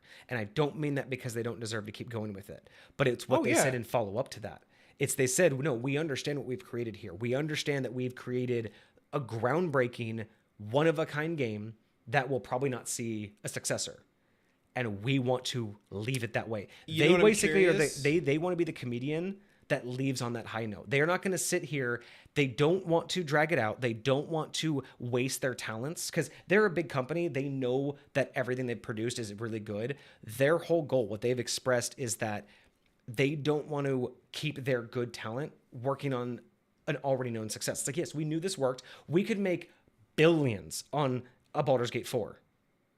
That's not what we are. We are a company that pushes the bounds and makes good games. So they are working on a RPG that is meant to surpass Baldur's Gate 3 in every way. But it's something that is in and of itself. It is not D&D anymore. I like it. So they're done with D&D. Now, granted, Wizards of the Coast still owns Baldur's Gate 3, so they have every right and ability to continuously churn out a Baldur's Gate 4 or 5, 6. They can continue. I feel like if Wizards of the Coast is smart, they will make a DLC for Baldur's Gate 3 and nothing more. The problem is who you're going to have write it. That's the downside. Because even Larian said, we have no interest. They basically have said, come out publicly and said, we're done. Baldur's Gate 3. We finished. 100% success. Yep. It is a finished game. There is no sequel. Mad respect. They've even said there is no DLC. They're done. The game is done. And it's like, you know what? As weird as that is in this landscape, that is so refreshing because it's like you made a great game. I was just talking about this earlier too. And how many of their people for the next 20 years would churn out these things and all become millionaires and just hate their life because they're like, man, you know how many great games I had ideas for? And here I am looking at another You know what game should have been this? Destiny should have been just what this is. One and done. It was a really good game that they could have had some longevity with a couple of pieces of DLC and then just left it. Yeah. And then just left it as the beautiful game whatever, it's fine. So that is one of those situations where sometimes you just want to make something, leave it, and let it go, right? You don't want to keep beating it out. So going back to our review though. So we talked about whether or not it should get the immunity. I guess the immunity does make sense. I think from a lore standpoint, it would make sense to say resistance, but I understand because, like you said, the monk, the paladin already gets it. You kind of got to keep it on the same footing. So you got to push ahead. I think advantage on Constitution saving throws. It makes sense because disease, poison, kind of along those very same much lines. So. And Constitution, if you look, there are 0 skills associated with Constitution. So it's only Nothing. saves. It's only saves. It's only saves, and it's only when the DM says, that should probably be a Constitution save. Okay. Yeah. So taking all this in, it's not bad. It's not a bad feat. I don't think it's a feat. I think as written, it needs to be rewritten to be a different feat. I think resistance over immunity. I'm still on the fence with that. You know what I mean? I think it really depends on how you. I know what you mean. How do you deal with disease? If disease is only ever the disease condition, then yes, immunity makes a lot more sense because it falls in line with other classes. But if you use diseases differently, like if diseases are actually an integral part, I think this would make more sense with resistance. Yeah, but again, so how would you play out resistance? Would you just give advantage them on saving throws? Advantage on saving just throws. like okay. This has advantage on. I would just say advantage on Constitution saving throws, and I mean I guess that is though because any disease would probably be a Constitution saving throw. Most likely, if there's a saving throw involved. Generally speaking, if I were a DM, that's probably how I would run it. Yeah, you would have to. I don't like it, but you have to, I guess, do immunity. There's really because again, D&D doesn't really have a good mechanic for diseases other than the disease condition. That's kind of fair. And if there's not that many ways to get disease, then having a save condition is kind of like one of those, super rare feat, super rare time you get to use it. Although I will say the having advantage on Constitution saving throws helps out in a lot of other ways because think about spellcasters. Most spellcasters use con saving throws for their concentration spells. And so this, because if you look at what's it called? That actually makes this worse. The Warcaster feat specifically says you get advantage on Constitution saving throws when concentrating on a spell. That makes this worse. That actually drops this. Because that's literally just so... So this is one of those situations where it's like a min-maxer taking a feat that does nothing really for their character build, but it's like, it's just the raw numbers technically make it worth it, right? Like you take a feat that you don't even have the right weapon for, but because technically the wording of it and another feat allows you to do something. Imagine a spellcaster taking this just so they can get advantage. That's my point. That is my point right now. That makes this feat worse because it's not even taking the feat at all associated to what it is. You're literally taking this feat because you snuck in a bonus that you didn't need. Like literally, if you don't take that, like, because what other feat gives you a bonus to all of your concentration checks? Like, is there any other feat that would give a wizard a bonus or an advantage? Warcaster. So imagine that. You can get any other subclass of wizard that gets the Warcaster advantage on Constitution. I will say Warcaster is cool because it allows you to use a spell as a reaction when somebody's moving outside of your range. And that's an opportunity attack. Yes. And so like that's one of the coolest things. If I can just like inflict wounds on you as you're trying to run away from me or something like that, or if I can what's the electric one with your hand? Shocking grasp. Shocking grasp. Yes, shocking grasp. You know what? Actually, that just random ass idea. How cool would it be to give a wizard or some subclass of wizard the ability to, when grappled, you have the choice to contest the grapple, or if available as a reaction, you can use one of your touch spells. Interesting. Like if you have any spell that's range of touch, it has to be range of touch. Now, like shocking grasp, burning hand. Well, burning hands is like the cone, but you know what I mean. Like all, because there's ones that are range of touch. Yes. That like what's the life drain one, the necrotic one? Yes, that's the one. Inflict wounds. Inflict wounds. So imagine that if you're a wizard having a feat that literally says when grappled, you can either contest it, break out, or now I'm grappled. The question is, do they get it as an automatic hit since they're already touching? I think or maybe not the because do you know does the after touch normally have an attack roll? Yes. So maybe advantage because you're grappled. So because again the idea is you have to touch them. So maybe they grappled you like this. You can't actually like slap them. Mm-hmm. So I would say that yes, maybe you get an advantage on it. But I say that would be cool to give them a reaction to where you can either contest the grapple. But if you have a touch spell, why wouldn't you instantly just throw that spell off? Now, granted, that made it make it OP because spells have casting time, blah, blah, blah. But anyway, let's get back to the vaccination. I don't like it. I'm now that you brought that up, now that you brought up the fact that this, well, because I was just like, yeah, Constitution isn't used by anything except for wizards. And that makes this to the point to where it's actually incentivizing you to take this not for the lore reason, not for the real purpose. It's literally there to min-max a character in the background. And it could, and whether or not you need it, it's just one of those things that makes me feel less likely to use it. And it makes it feel less detached from reality because why would a vaccine that gives you immunity to a disease also make you better at poisons? Why would it make you better at concentrate? Like the fact that it's one of those rare, it's one of the rare instances where, because D&D doesn't have a great use for Constitution outside of HP and poison, it's almost like it's gotten thrown away. And so it's like, this is one of those rare times where it doesn't make any sense. Constitution is contradictory to itself, because I can understand getting a disease, that affects the insides of your body, but when I ingest a poison, my antibodies aren't in my stomach; they're in my bloodstream. You know what I mean? And a poison doesn't really do the same to my body as a disease. So I'm a little bit conflicted. I'm gonna give it a 2. A 2. It was gonna be a 3. Okay. But because it can be abused by wizards for no actual purpose, and because I just don't see this fitting, I don't see it fitting in D&D lore. I don't see this as a enrichment. Like, it's not a feat that would enrich a character. It's too specific to needing a setting that either has specific specificities with disease. It needs to be in a setting that overuses disease, cast disease or cause disease, whatever, like, ray of sickness. There has to be plenty of reasons why to take this feat. The only reason I can see to take this feat is for a wizard. That's literally the only person now. Because I was going to give it a 3 because it feels useless. It feels like no one would take this. But now the only person to take it benefits more than anyone else in the playing field. No. You know what I mean? Like, no one else that takes this would benefit from this.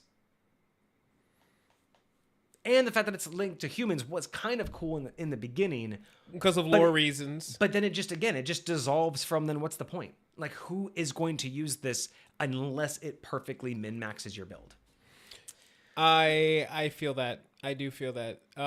So I was going to tell you to go check out the comments, because my first question when this thing was rated so high, because I also would have given this a very low score, but my first question is, why are people rating this so high? Right, so let's and it really just feels like it's purely anecdotal. First comment, haha, this is great. But, okay, now I want you to check this. I want you to start looking at the dates. Yeah, that was comments. 2019. There's these only are all... a couple that are before 2020. Okay, so everything else. So the comments are all from the perspective of post-COVID, but it was created pre-COVID. So, I feel like this needs to give advantage for certain charisma skill checks against being that knowingly avoids getting. Against any being that knowingly avoids getting vaccinated. That's a COVID comment right there. That's even a COVID though that one comment. I think was technically early. It was like, no, that's 2019. That was right there hard. at the cusp. Yep. Awesome. First world problems. How relevant. This is now my favorite feat. Thank you. For what? What is this your favorite feat for? I don't know. What does this fucking? I don't know. All of you people. This has to just be a social meme. Thought of having advantages on Constitution checks against. Wait, though the advantage on all Constitution saves mean advantage against things like Thunder Wave, which doesn't make much sense. There's another one. Yeah. Looks mostly fine. However, think it might be a little OP. Clearly, anyone with a brain will take this feat, cutting down on build diversity. A good thought, though. That's exactly what you just said. That's exactly what you just said. You were like, anyone with a brain will take this, which will cut down on build diversity. Basically saying... you're only taking it for the Constitution. You're only taking it for the Constitution. You're only taking it for like the standard. But the saying that's like, it looks so fine. However, it might be a little OP. Clearly, anyone with a brain will take this feat. But again, not everybody will take this feat, because who else does this benefit? Like, how many people does this truly benefit? I mean, I don't think just it's a being go-to immune feat. to disease.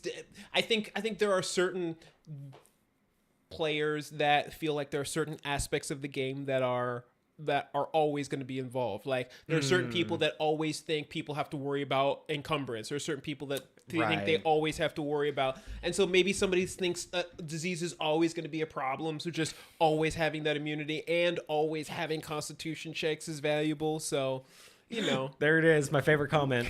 Dang, this hits different in post 2020. Yep. That's the comment right there that we were waiting for. Like, yo. Yeah, I was not expecting it to ever become relevant.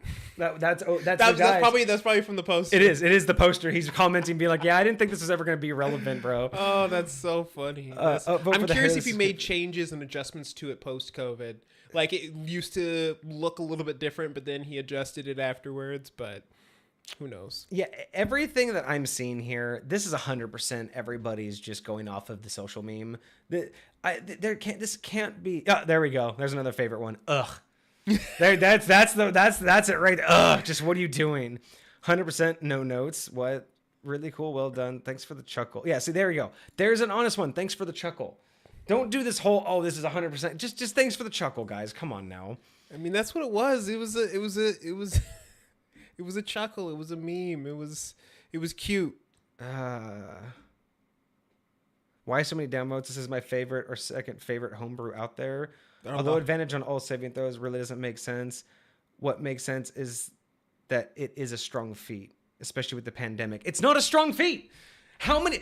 I have this fucking question. So for anybody out there that's watching this in the future on YouTube, anybody in the chat right now, I want you to tell me, in all the games that you've DM'd and all the games that you've ever played in, how fucking often have you ever gotten diseased? Like, how many times have any of us got the disease condition? I swear to God, in over 10 years of gaming, I've gotten it once on one character, one time, period.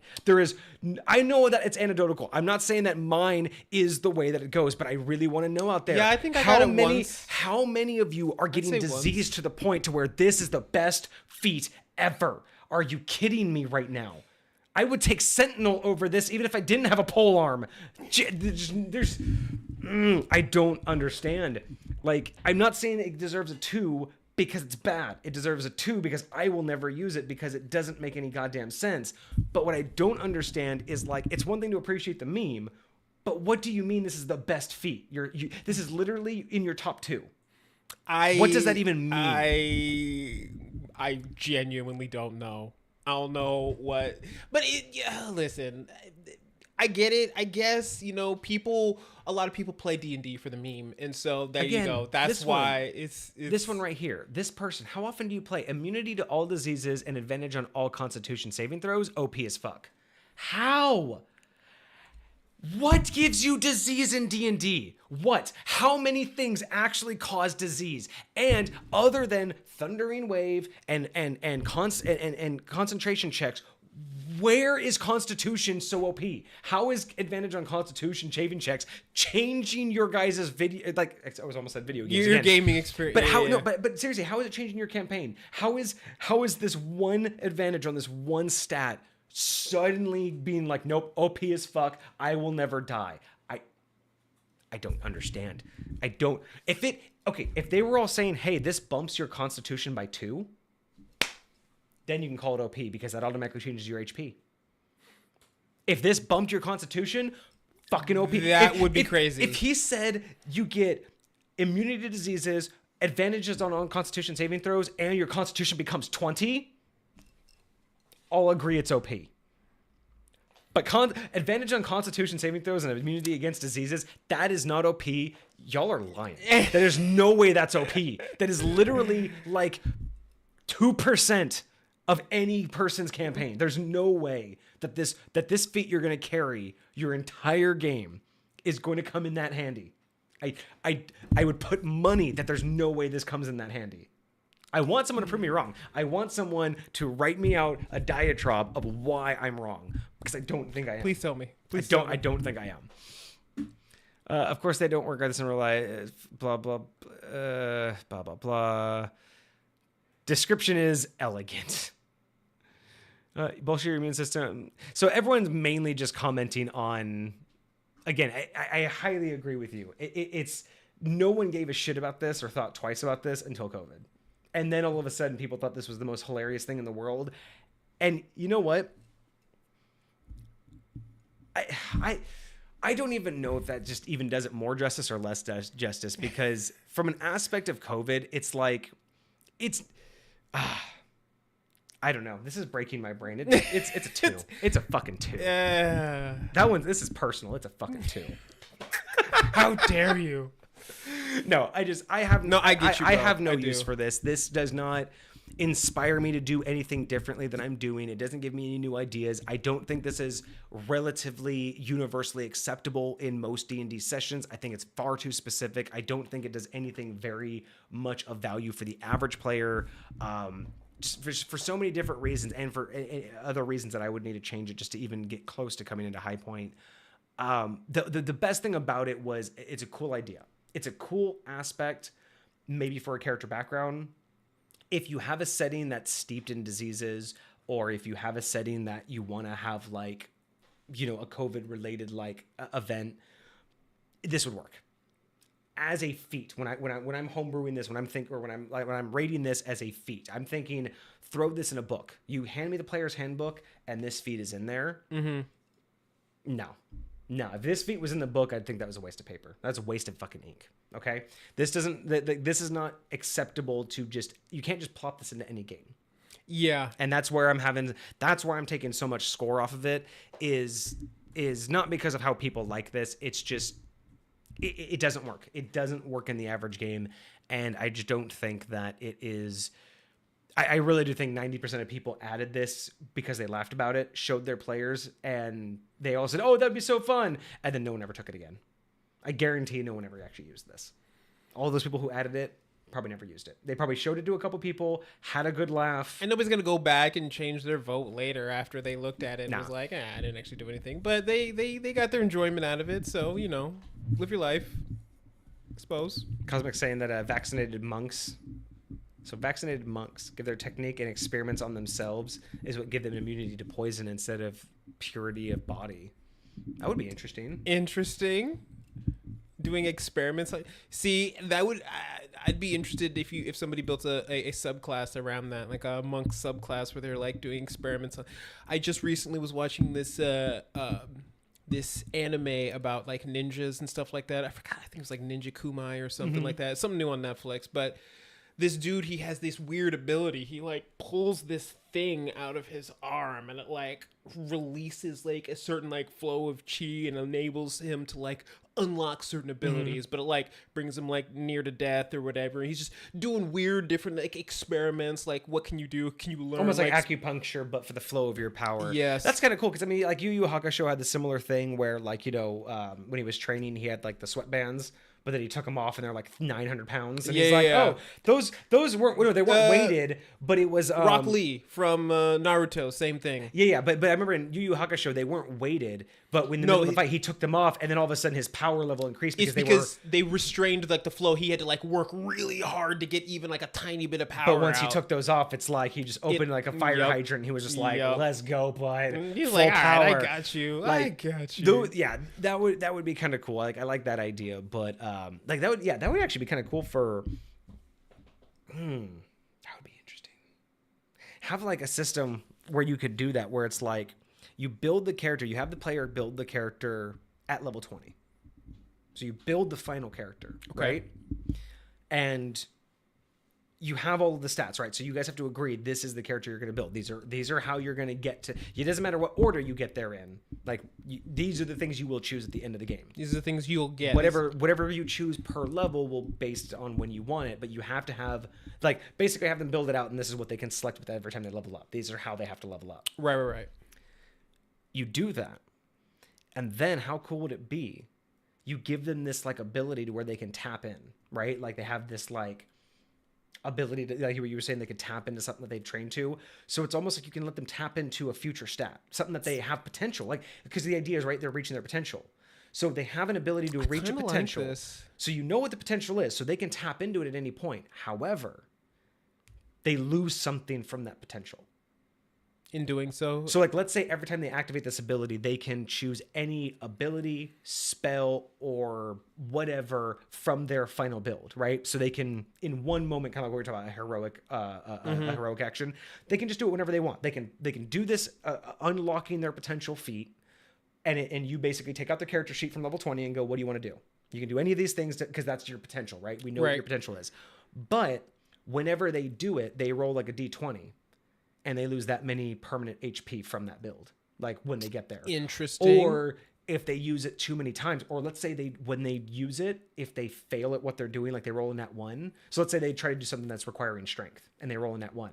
They permanently lose a strength from that potential. So when they get to that character build, that potential has been reduced, brought down. So just like you were saying, that would be kind of cool. Like have I like this idea of a monk that could like kind of just tap into becoming more powerful from some other way. Okay, this is gonna be kind of crazy. We still have the load to do, but that's fine. We're going late tonight. How about this? What if you had a character or a player build 2 characters, like a super OP character, and then they're just their base character, and that other character is basically the tap in. You can tap into that other character whenever you want, but whatever you use, like whatever you touch, like degrades or goes away.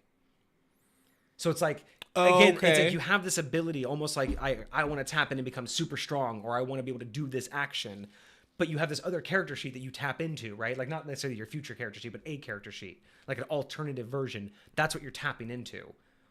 But the whole thing degrades over time. So the more you use it, the less you can use or something. The less it'll be there. But just like that idea of like having this monk to where it's like you have the spiritual companion that you tap into, almost like a bonkai, but for yourself. Yeah. So almost like the concept of like a and so personal if bonkai. you just like spam the crap out of it, it could be gone by the time you're level 10. Yeah, but if you never use it, you're or level if you 20, use it sparingly, and maybe it like scales with you. So like you start at level 1, it starts at level 10.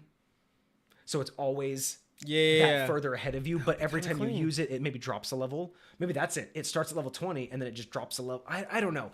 It would be kind of cool to create some sort of that would be very interesting concept. To have like, I like that. a character that can tap into these other abilities, but they're not the same like spells and shit like that, right? Right. Okay, so vaccinated, you got a 2. Sorry, Candy Bar sorry, not Wanderer. sorry. Candy Bar Wanderer, so sorry, but just not going to fit with High Point. All right, let us go to the lowest rated homebrew. I like the name of this one. So, lowest rated homebrew. We have Alcoholic. Fantastic name. This one is from Agent Main 6, posted in 2018. It has had 2,033 views. It has had 38 ads. We have 4 comments. Has a negative 16 with 12 upvotes and 28 downvotes. 28 downvotes. Hey, you know, this might not be the first time. I mean, we have seen something that had the lowest votes, and I fucking loved it. So we'll see what happens. Let's see. Alcoholic. Let's go. All right. You have found yourself reliant on alcohol to get through the day, but also find that you feel better when you drink. 4 aspects. Aspect number 1, you gain advantage on constitution rolls when drinking. Aspect 2, if you have not drunk in between long rests, you gain disadvantage on constitution checks, charisma checks, and saving throws, and wisdom checks and saving throws. Oh, so charisma checks and saving throws, and wisdom checks and saving throws, and disadvantage on constitution checks. Interesting. Aspect number 3. If you drink in between long rests, you gain advantage on constitution checks and saving throws, charisma checks and saving throws. And if you have not drunk in between long rests, you have disadvantage to hit with all attacks and half movement speed in combat. Okay. I see where they're going with this. I see what they're trying to do. I think they failed. I don't think they did great, but I think we can fix this. Okay, so first and foremost, let's talk about just the idea. Alcoholic, I think, is an amazing feat. I think the first thing is it shouldn't be a feat. This should have been a character trait. This should have been a character flaw. I will say this. I will say I like the fact that this might be something like an earned feat, because you could become an alcoholic. Well, and what's also interesting, you know though, is I say that, but then at the same time, I think I believe there is a feat that you can take that makes you impervious to alcohol. As in, I think there is a feat where you don't actually ever get drunk, or you don't get the effects of alcohol. Unless there's like some for immune to poison, I think you might be right. I think there is a so it would make sense lore wise that that you would have an alcoholic's I guess a feat, but I mean I guess it does give you changes on attacks and or advantages and stuff. So maybe there is something to be had for a feat. Can spells cast on food? Can spells be cast on food and have its effects go off when the food is eaten? There are certain spells. There are spells that you can make conditions on. Yes, but those are specifically spells that have conditions. So like, I don't think you'd be able to be like, hey, I'm going to cast Fireball on this piece of bread, and then when somebody eats it, it explodes. I think what you could do is you would do a glyph of warding, with the condition of, say, touching metal, and then you could put it on a plate, put the food on the plate, and give them metal silverware. And you could put the glyph of warding as whenever you get hit with metal, you get scratched. Basically, the plate would have to have the glyph of warding. The condition would be the food's being eaten or whatever, or the food's been removed. Whatever the condition is that would do it, and then you could do it. But no, I do not technically think you... The only spell that I know definitively that can be cast directly on food is Purify. The Purify food and water. Well, technically, any spell that says it can target an object can be cast on food. Well, true, but I'm talking about like that specifically articulates that it's affecting... because Purify food and water affects food directly. Mm-hmm. And any spell can target food. But what he's saying is like, can you cast spells upon food and have the food become the magic? Like, you could cast animate food, like animate object on a piece of broccoli. Yeah. But that's not the same. I don't think food can withhold magic because... Yeah, because I think what he wants is it to go off like a and like the thing kind is, of a delay. Typically, I think that the rules is written that we would be looking for in order to make... Because this isn't just a personal choice. The rules is written would be the fact that if you actually look at when you cast magic upon something, typically it needs a value. So to cast a spell and have it be held by food is organic. It's, you know, you can't really like that doesn't have a value, and it doesn't have the way to hold the magic. An inanimate object needs to usually have a certain level of value before it can be enchanted or imbued with some sort of magic. Now, granted, this doesn't necessarily count because like word of mouth can just be put anywhere, and then when someone walks by, you know, someone can activate the spell. So there's a lot of different like components here, but the fact that you want the food to hold the spell before going off, I think the material type and material value wouldn't be enough. I think it would have to be the plate. Okay. Okay. So with alcoholic, I love the idea. I think it can work as a feat. I don't think that it's far off, right? So the very first one, you gain advantage on Constitution rolls when drinking. I think this is missing charisma. Like, I don't know if Constitution makes sense because technically alcohol would reduce your Constitution, but if anything, I think charisma needs to be added. I would say that I think this needs to be reworded.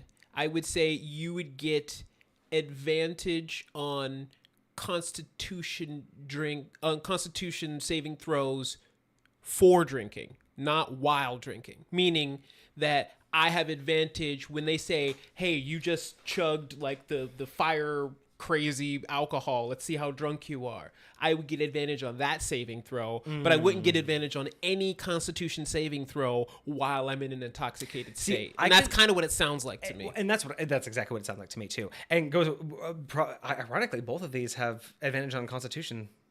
That's hella funny. Yeah. That's hella funny that both of these did. But going back to that conversation, though, so you could make the argument that with the wizard that we were talking about in the last one, right? If you're drinking, you're probably not going to be able to concentrate that much. But then again, a drunken fighter is actually better. Well, he's not actually drunk. He's acting drunk.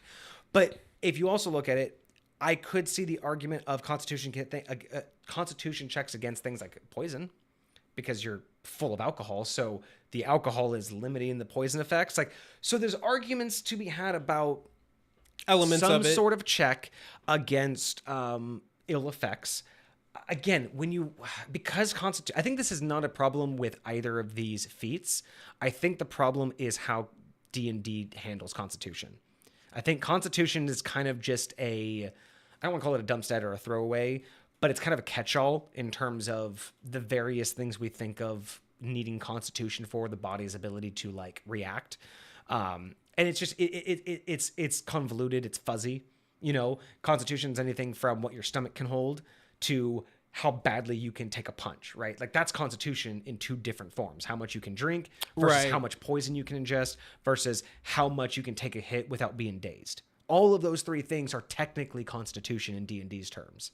So when you say I have an advantage on Constitution, you're saying that you have an advantage on your stomach lining, your ability to process. Like you're basically saying my stomach, my liver, my kidneys, and my nervous system, my pain receptors are all tied to this one stat. So therefore, if I drink, all of these things are randomly affected. Just getting better. Instead of just the two that should be, right? Like I can understand poisons and diseases may not affect you as much.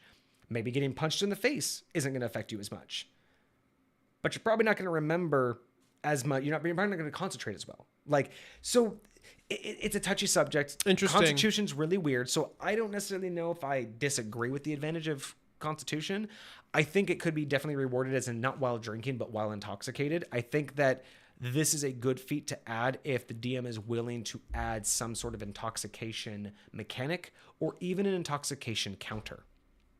Okay, like for every drink past the first one, you get one intoxication counter.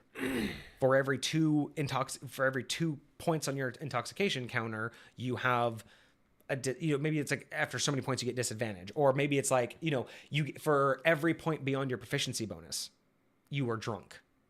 And you lose one every hour, or maybe every hour in game you'll lose a point. So right. You could basically affect people by maybe it's their Constitution mod. Whatever your Constitution modifier is, that's how many intoxication points you can handle. So maybe so it's like if your Constitution is low and you only have 2, you can have 2 drinks before you're considered intoxicated. Anything beyond that, you'll have a disadvantage on checks, right? And then until that counter comes down below intoxication, you're going to have that disadvantage. If you added something like that, then this would, I think, match better, because then you could say as long as you're intoxicated. Right. Which means as long as you have a counter. Instead of the concept of, well, as long as you're drinking. Well, it's like, what does that mean? Do I have to constantly be a slobbering drunk, or do I just have to excuse myself, go hit my flask, get a counter, and then walk back in the room?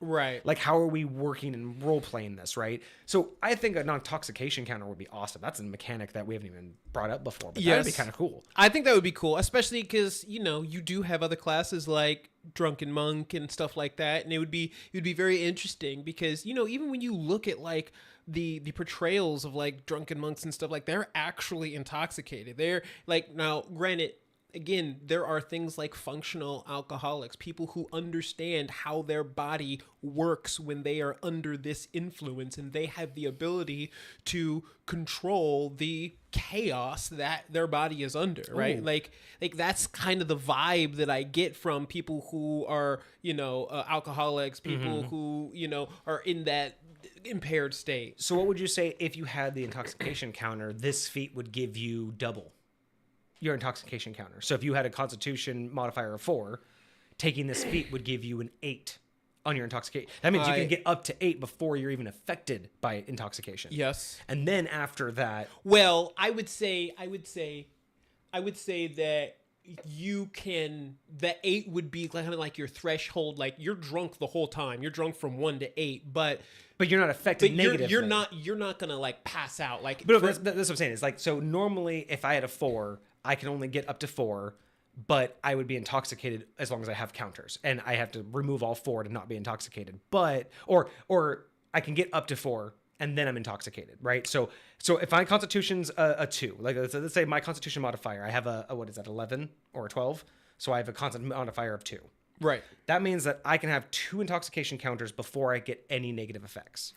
If I have this feat, I can have up to 4 without negative effects. However, as long as I have a counter, I get the positives, right? See, what I'm thinking is that what this is trying to do is trying to reverse the intoxication condition. What I mean by that is, so you're saying before you get intoxicated, you can get 4 counters. My thought process is, if you have any counters, you are intoxicated. But that removes the idea of having, like, because that just means you're immediately intoxicated then. Exactly my point. And what I mean is, when you get intoxicated, so the way I look at it is like you start drinking, and in order for you to get one of these counters, you have to fail your Constitution checks. Like, then you get a counter. Okay, so that's how you're doing it. Like that, I was doing it more for the fact of you can take in so much alcohol and be level, right? So if you don't have a Constitution modifier, first drink and you're buzzed. You're drunk first drink. You're intoxicated.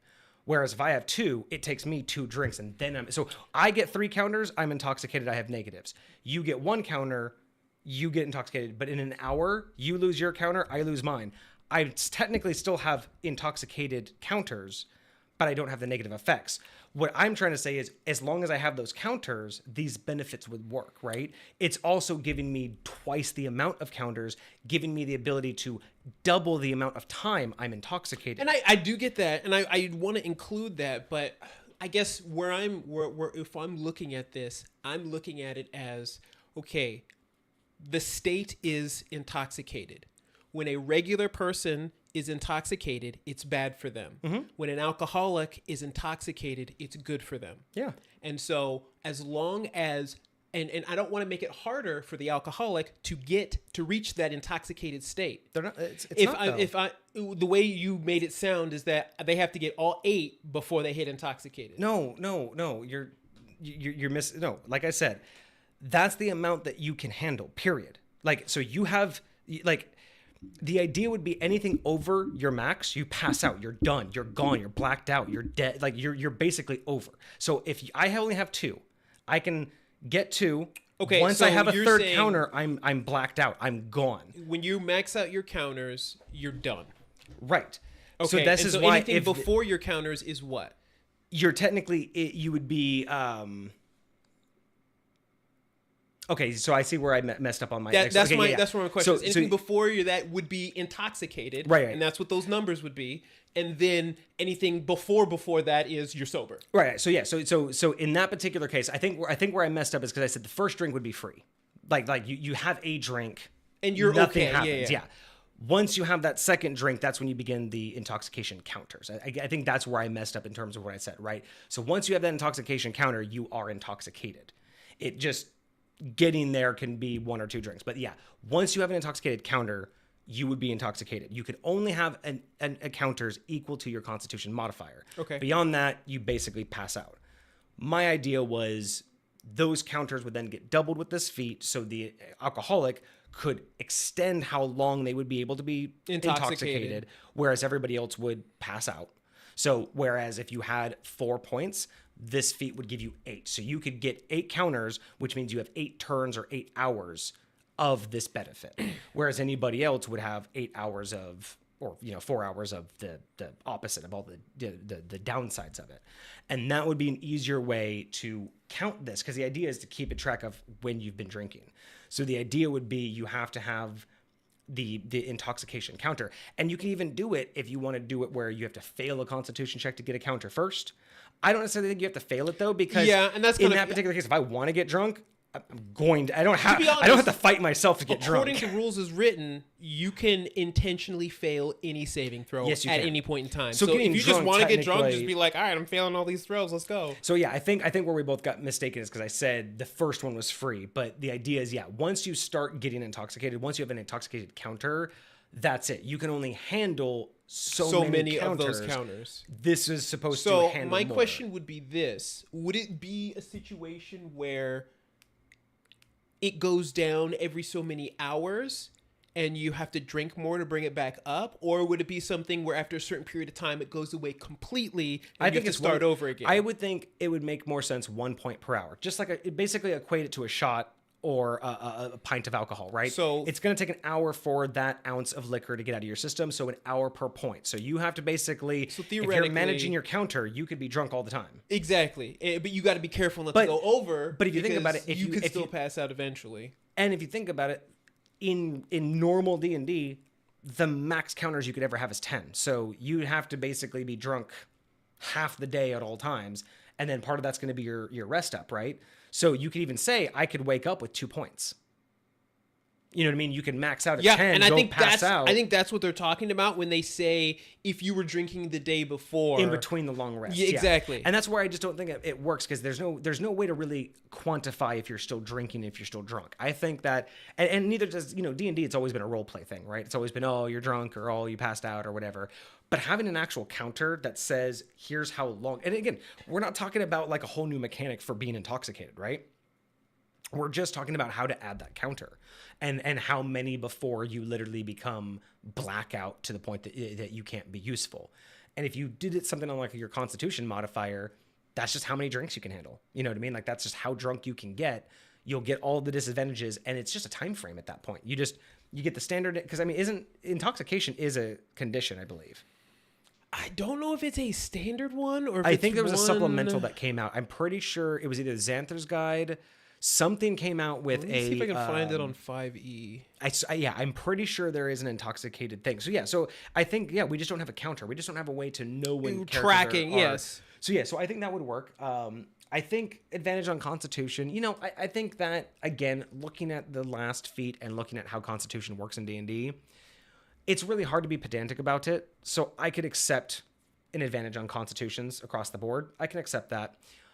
But I also think that charisma should be involved here because you're an alcoholic, right? I think this should be an alcoholic thing. So, because I do think they involve charisma, they just do it later, not in that first point. Because if on point number 2 it says they have charisma checks and they get charisma checks and Constitution, checks. charisma, and wisdom for the first one, and then for the second one, and then for the third one, if you drink in between long rests, you gain advantage on Constitution, charisma, and strength. Oh, new follower, Civilized Gamer Live. Hello, welcome. Thank you so much for the follow, Civilized Appreciate Gamer.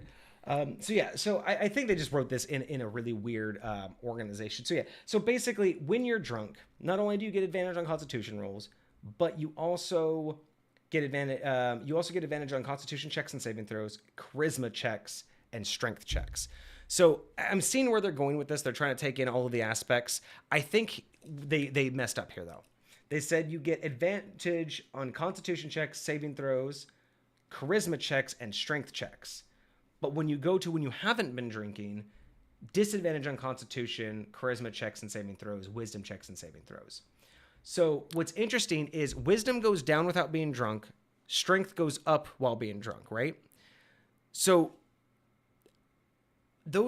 it's kind of interesting that wisdom won't go up when drunk, but it will go down without being drunk. Strength won't go down without being drunk, but it will go up with being drunk. And then I feel like dexterity should be in there, right? I feel like they have the right mindset with when they're trying to figure out how it gets affected, but I think they're getting way complicated here. Yeah, I think they're trying to do too much with when you're drunk. I think what it needs to be is it needs to be an even split of if you've taken this feat, you need to ignore normalcy. I think that's the problem with this feat is it's trying to it's ignoring the fact that you were a normal character, right? You had stats, the stats worked as normal. Now that you're an alcoholic, you no longer you basically have transitioned from having I'm a normal person, not drunk, and then I'm a drunk person, to my normal is now drunk, and I'm either a normal drunk person or I'm not drunk. Whereas before, I'm normal not drunk or I'm drunk, right? You're flipping the script. So I think the issue that they're running into trying to make these positives and negatives is that they're not really taking into account what is normal for this character. You have to look at it from the point of view of normalcy is drunk. So it's one thing to say you got advantage on Constitution, but the fact that you're getting advantage on strength when drunk, but regular strength when you're not drunk doesn't make sense. It should be regular strength when you're drunk and disadvantage of strength when you're not drunk. Well, I think the idea is because in certain situations, say you're a mom and your baby's under a car, you get superhuman strength that you wouldn't have normally. And I get that, and I totally understand how alcohol can affect your strength and things, but that's more akin to someone being drunk and not thinking, right? That's the. And I see what you're saying. You're trying to if change you're an alcoholic, the norm. The whole point is you're an alcoholic. And alcoholics, someone who just drinks every day, is not drunk strong. If you and I just go out to the bar and we just pound a couple beers, pound a couple shots, and get into a fight, we're going to be throwing punches way harder, probably back in our military days, than we would now. It's just when you're drunk and you're not used to being drunk, you don't have the hold back. You will be louder. You will hit harder. You'll hug harder. You'll love hard. You just do everything more. When you're an alcoholic, that is just who you are. Yeah, that's fair. Now, I'm not saying and we talked about that a second ago. And I'm not saying that these things aren't elevated to some degree, but stating that you only get benefits when you drink and then you go back to normal when you not drink, and some of these things go disadvantaged. I think that they're not quite getting the fact that it's got to be a flip of mindset. You can't just say some things go down when you're not drinking and some things go up when you're drinking. Some things now have to be normal when you're drinking, and some things have to be bad when you're, you know what I mean? I think it's just the approach is that I don't necessarily think strength should go up. I think strength should go down.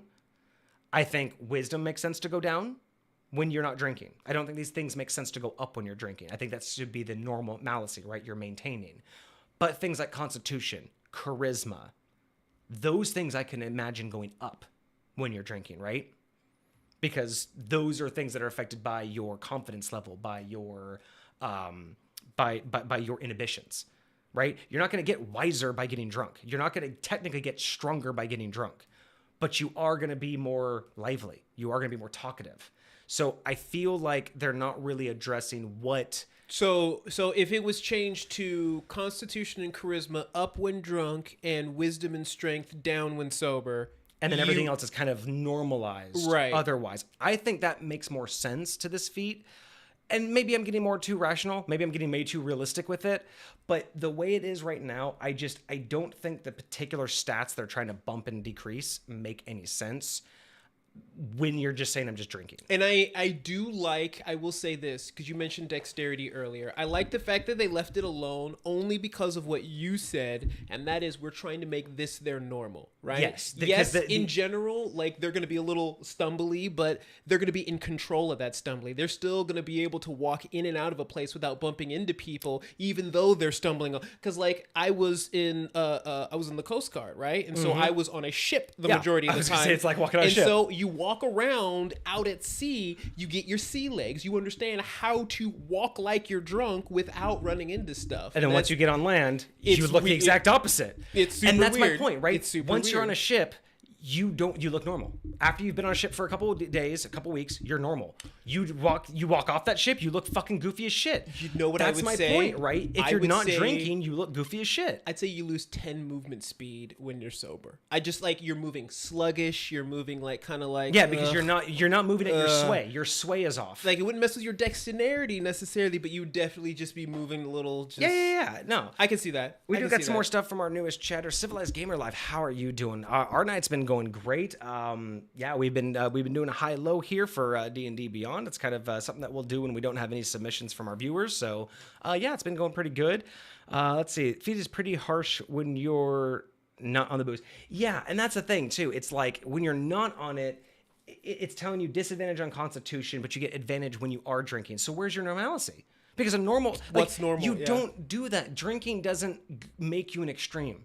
It just changes your norm. And that's, again, maybe I'm being too pedantic, maybe too realistic here, but having dealt with alcoholics, having dealt with minimal alcoholism myself, like a minor version of it, it doesn't fundamentally make you a better and worse person. Like, it doesn't shift your extremes and it doesn't put you in extremes. What it does is, if this is you and this is your extremes, all it does is just shift everything. It doesn't make these bigger and it doesn't push you into those. It's just, it shifts your norm. What you were bad at not drunk, you're going to be worse at now when you're not drinking, because all of those things are going to be deteriorated because your norm is under the influence. So yeah, I just feel like going from an advantage straight to a disadvantage is a huge drop off, right?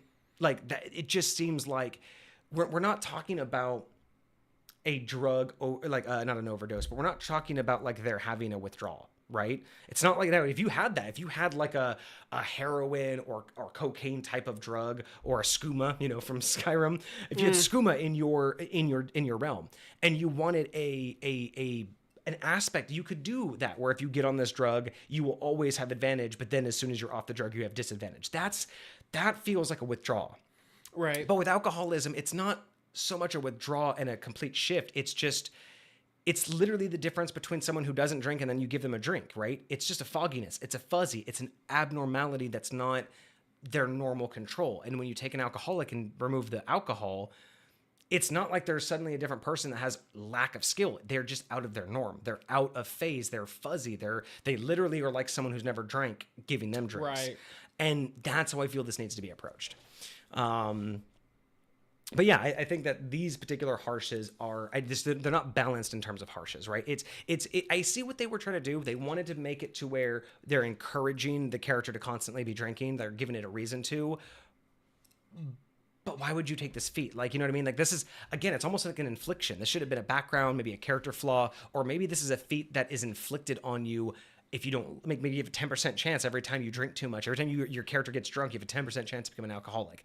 This isn't a feat. It's more like a curse. This is more like a disease. This isn't a feat I want to take. We were talking about curses the other day. They got some boons, they got some banes, you know. Yeah. But yeah, it's something that kind of it's a little bit different. It's just strange the way this one is. But I like it better than the last one. I will say that much. I do too. I very much do too. And I will say this also for a feat. We were talking about like how you earn them and things of that nature. And for the most part, feats are things that stick with you. But think about somebody who's an alcoholic and then they go through their life and for whatever reason they want to stop being an alcoholic, right? We can think about, hey, I want to stop being an archer. You don't just lose your archery skills. You still can do those things. It's like riding a bike. Mm-hmm. But when it comes to being an alcoholic, you're not like, it's going to take me a while to get my sea legs back if I go out underway after it being almost 15 years since I've been on a ship like that, right? Mm-hmm. It's going to take some time to like get that back again. And like the same thing's going to be true with this. So I think it's just, I do agree. It feels a little bit weird to call it a feat. It's more like I think a character flaw or an infliction. This is something that I think could be a punishment or, again, a self-inflicted challenge. But right. Yeah, I feel like calling this a feat and trying to make it what it is as written, it's just not, it's not hitting where it needs to. It's hard, yeah. I got another question. So, don't you build up a stronger immunity to becoming drunk if you consistently drink over time? And that's the point, right? The idea is that an alcoholic is not drunk. An alcoholic just feels normal with a level of alcohol in their blood system. So, when an alcoholic wakes up from not drinking, they're tired, they're foggy, they can't think straight, they're irritable. Guess what that sounds like? Someone with a fucking hangover. But you give them a drink, and they literally go back right to where, like, you take anybody who says that they need coffee in the morning or just don't talk to them, right? You give them a cup of coffee, they basically look like the same as an alcoholic before their alcohol, right? It's just alcoholism is the same as a caffeine addiction. It's just what brings you to that normal state for you to function as you would like to. It's not a superpower. It's not like these alcoholics are, it's not like back in the 80s when alcoholics were rampant on Wall Street. It's not like these guys were geniuses because they drank. They just did, and they messed with people's money, right? Like, there's so many aspects where it's like these people weren't superheroes. There aren't alcoholics who drink and go out. Like, there aren't alcoholics that are like, super top level professionals in most areas, right? It's because there's going to be a limit to what you can do. I will say that but it is your norm. There are certain people who different states of intoxication open their mind to things that they would not have seen before, right? Like, it's like what we said before. It's the combination of confidence and inhibition. You'll have ideas that you may not have had, or you'll entertain ideas that you would never have had, or you'll just move forward with a plan that you may not have been confident before. Like, there's so many different reasons why I'm not trying to promote alcoholism, but I'm also not trying to be like, yes, there are going to be anecdotal evidence that alcoholism has positive and negative effects on people's lives. It's just that it isn't the same as someone who's just going to go get drunk. There's a reason people do it. Yeah. There's positives because people do it. Doesn't mean there isn't worse detriments. Right. I mean, because if you're saying that you see those guys who get drunk, like the college guys who get drunk and they go flip a car, and you're like, see, it gives you like a bunch of like, it's like those guys could have always lifted that car. The alcohol didn't suddenly make it able to them. What the alcohol did was maybe they didn't feel the pain of lifting the car. Maybe they didn't feel the muscles tearing. Maybe maybe they would have otherwise not bothered flipping the car unless they were, inebriated. But it's not like the alcohol caused them to have more strength. It's just that the alcohol unlocked their idea to use that strength. And especially in that way. And that's the thing, right? But if that was the case, right, alcoholics would be pro wrestlers. Alcoholics would be bodybuilders because they would just go get blasted and then be able to lift a bunch of weights, right? If it truly made you stronger, all of the most strongest people would be alcoholics because they would be stronger, right? But that's not how it works. You don't technically get stronger. You just use your strength less strategically, right? You use it out a little bit better or a little bit differently. So I can understand in a fight you might hit harder, but that doesn't mean that you are stronger. It doesn't mean that your strength went up but having an advantage or getting a bonus to attacking makes more sense, right? You're a little bit more reckless. You're throwing your weight into it a little bit more. And that's where I feel like dexterity. This could have been so great. If you wanted to say, hey, while you're drunk, you get a +2 to hit, or maybe you get +2 to damage, but you get a negative to your AC because you're stumbling all over the place. Because again, you're throwing all of your weight into the sword fight. So your AC is going down because you're leaving yourself open left and right. Even though you're hitting harder and you're doing better, you're doing that thing where you're over correcting, or you're overthrowing your arm and leaving your whole side open for an attack. So there's better ways to go about the positives and negatives of this. I can see that, because I feel like it's not properly balanced, but I like the idea. And yeah, I can definitely say I appreciate what they were trying to create here, and I can see how you can get there. And for me at least, it's inspiring to be like, yo, I would love to build something around this that actually works well. You right. know what and I then mean? if you did this with like a drunken monk like build, like there's so many different builds that this could be awesome. But yeah, I know it's just, it's so funny. I have been noticing this out of all of the high lows that I've done. The highs always seem to be, I don't want to say overhyped, but the highs always seem to be the most overreaching and like underthought about ones. In terms of the fact that it's not fully fleshed out, it doesn't seem like they've thought of all the angles. And the lowest ones are always like, for lack of a better term, they're always the best intentioned. Like the ones that get the lowest are always the ones that have the best ideas, but not the right rules. I wish this worked better. Like this idea is 10 times better than, what was the last one we just did? Vaccinated. This is 10 times better of an idea than vaccinated.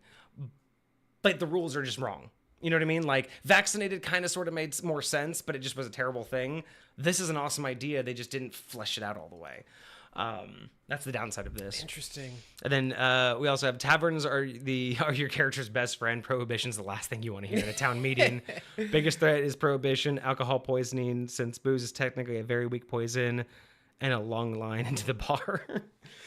Well, that would be kind of cool too. You know what I mean? Like, it would be so fascinating to, if you really wanted to build a character out of this, like if you just wanted to make this a feat, I think it just needs to be adjusted. I think the stats that you get need to be more normalized when you're drunk, and maybe 1 or 2 stats can be boosted, but then we need some downsides when you're not drunk, more so than just the straight disadvantage of what you got advantage on. But I really think that we need to focus more on like a normalcy with this one. Like again, bringing alcoholism is the normal, and then the detriments are when you're not. Right. Because again, having like a boost to your charisma could be enough to be an alcoholic. Remember, if all of your stats remain normal while you're drunk, except for like charisma and maybe constitution, but when you're not drunk, strength, dex, and intelligence go down. Let me ask you this. What do you think the boost should be for your charisma? Either advantage or a +2. Because I'm just thinking, what happens if a bard takes this and just, if you get advantage on all your charisma checks just by being drunk, and you just walk around drunk all the freaking time? Now,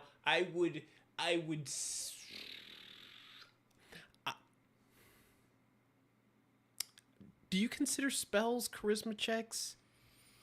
Are there? I don't know. I don't think there are any. Like maybe, what about? Okay. There are definitely some spell effects that require you to make charisma saving throws. Would you say they get advantage in those situations? Maybe because they're too intoxicated to be affected by it properly, or I think so. No. I think that's totally fair. Okay. And we can also, again, I mean, the biggest problem with this feat really isn't how it was written, it's what it's trying to attack. There is no intoxication mechanic. Yes. So first and foremost, we're basically building a mechanic from scratch. So I think that, yes, I think a bard would be an amazing build for this. I think the biggest thing that we have to look at, right, is you got to look at it like a curse. Why would someone want to take this? If it's something that's choosable, if it's something that the player has to choose to take, you need an incentive to take it, right? There's no one who wants to take a feat that's only a downside. Yes. Or mostly a downside. So there has to be a benefit to always being drunk, right? So you have to be a charisma-based character because you'd want the charisma boost. Maybe the constitution boosts are there as well, so maybe you get some constitution boosts as well. But again, you have to really make it like needed to consistently maintain that drunkenness, right? But you could also ask the opposite side of that question is, well, what's the incentive for the player to take this and role play the drunk part? Like, what's the actual effect of being drunk, right? Like, you get all these boosts, right? Like, let's say we talked about, like, you make it more normalcy. You're more normal, but your charisma goes up. When you're not taking this, your dexterity goes down, your wisdom goes down because you're, not thinking straight, right? I could see that being just fine. But if I want to take this, because I take it because I'm getting the charisma boost, and all I have to do is stay drunk to refrain from But then whenever you interact with people, you always act normal or whatever. But yeah, so everything else is normal. So it's like, at the end of the day, how do I roleplay? How does this actually affect my gameplay other than saying that as long as I said I drank, I get this boost, right? So it's almost like you have to then, again, part of the intoxic mechanic, there has to be a potential downside. Like, maybe if you have more than 3 counters, you can't refuse a drink. You're an alcoholic. If you have more than 3 counters at any time and someone offers you a drink, you have to drink it. I would also say that there have to be certain situations where you have to, like, see if you throw up, just like randomly, like vomit in the middle of something, like lose your action or something like that. You're just like, can't handle it. All right, let's go. What about whenever you're doing a drink, after so many counters, not only can you not refuse a drink, but when you start drinking one after so many counters, you have to make a constitution check or, a wisdom check to not chug it. And you might get advantage on those, but if you happen to fail on those chances that you fail, because you just finished the drink, and then maybe if you fail one of those, you get 2 points because you're taking alcohol faster than you should, because you can get you can get drunk faster, right? So you could have all of these things, right? The idea of an intoxicated mechanic sounds kind of cool, because you could say, well, you can't be drunk right now, so you have all these disadvantages, but then you play this character who's constantly looking for a drink. Right? Like, you basically make it to where it's like they have to constantly look for a drink. But then you have this cool thing where it's like they always have to have a drink. So again, you have that bard. He's in a thing. He's doing his thing. He's had a couple of drinks, and all of a sudden someone goes up and says, hey, that's great. They loved your performance. This person wants to buy you a drink. How many counters you got? Oh, yeah, you're drinking that drink. Oh, by the way, I'm going to roll a D4. 3 more people want to buy you drinks. How many counters does that bring you up to now? 7? 2 more, and you're gonna pass out, buddy. You sure you want to hang out here more? Like, you know what I mean? Like, you can have this thing where, because again, the downside with a lot of feats is feats aren't meant to have downsides. Yes, realistically, that's true. Feats are only meant to be positives. So you don't want to make a feat that is super hurtful. But you also don't want to make a feat that basically once you take it, you forget you have it. Because you just permanently get some, like, this is why I don't like static feats. Feats that just give you something and that's it. Because what are you doing with this feat other than just sitting on it, right? So maybe the problem with this is we really just need to figure out a better intoxication mechanic for D&D. Maybe D&D needs to just sit down and says, hey, here's how you get drunk. Here's how you calculate, counters or whatever, how long you're going to be drunk for. And here's some standard effects. Then you can take something like this and say, hey, forget all of those standard effects because you're always drunk now. You know what I mean? Like, I think that there is a definite way to add either the infliction as a punishment of intoxication or of alcoholism, or even combining it into a feat with positives and negatives. I think there's merit here, but I think before this can really shine in one way or the other, I think the intoxication mechanic needs to be finished. I don't think that a feat can do it all. Because if you make a feat like this feat as is basically the example of what intoxication and alcoholism is, right? It's basically defining what being drunk permanently means. And it's, again, this is defining more about just being drunk, right? This is almost just like a drunk effect, because you're getting these positives and negatives, and I just don't feel like having advantages when I am drunk and disadvantage when I'm not drunk. Where's the normalcy in that? Why am I living in such extremes? You know what I mean? Right. That's what I don't feel makes sense about this. I'm living on 2 extremes, and that's not what alcoholism should do. Alcoholism should bring me to a normalcy, and that normalcy may have some benefits, such as charisma checks. But the not being normal, That's the problem, right? When most characters get drunk, they charisma tanks because they're drunk.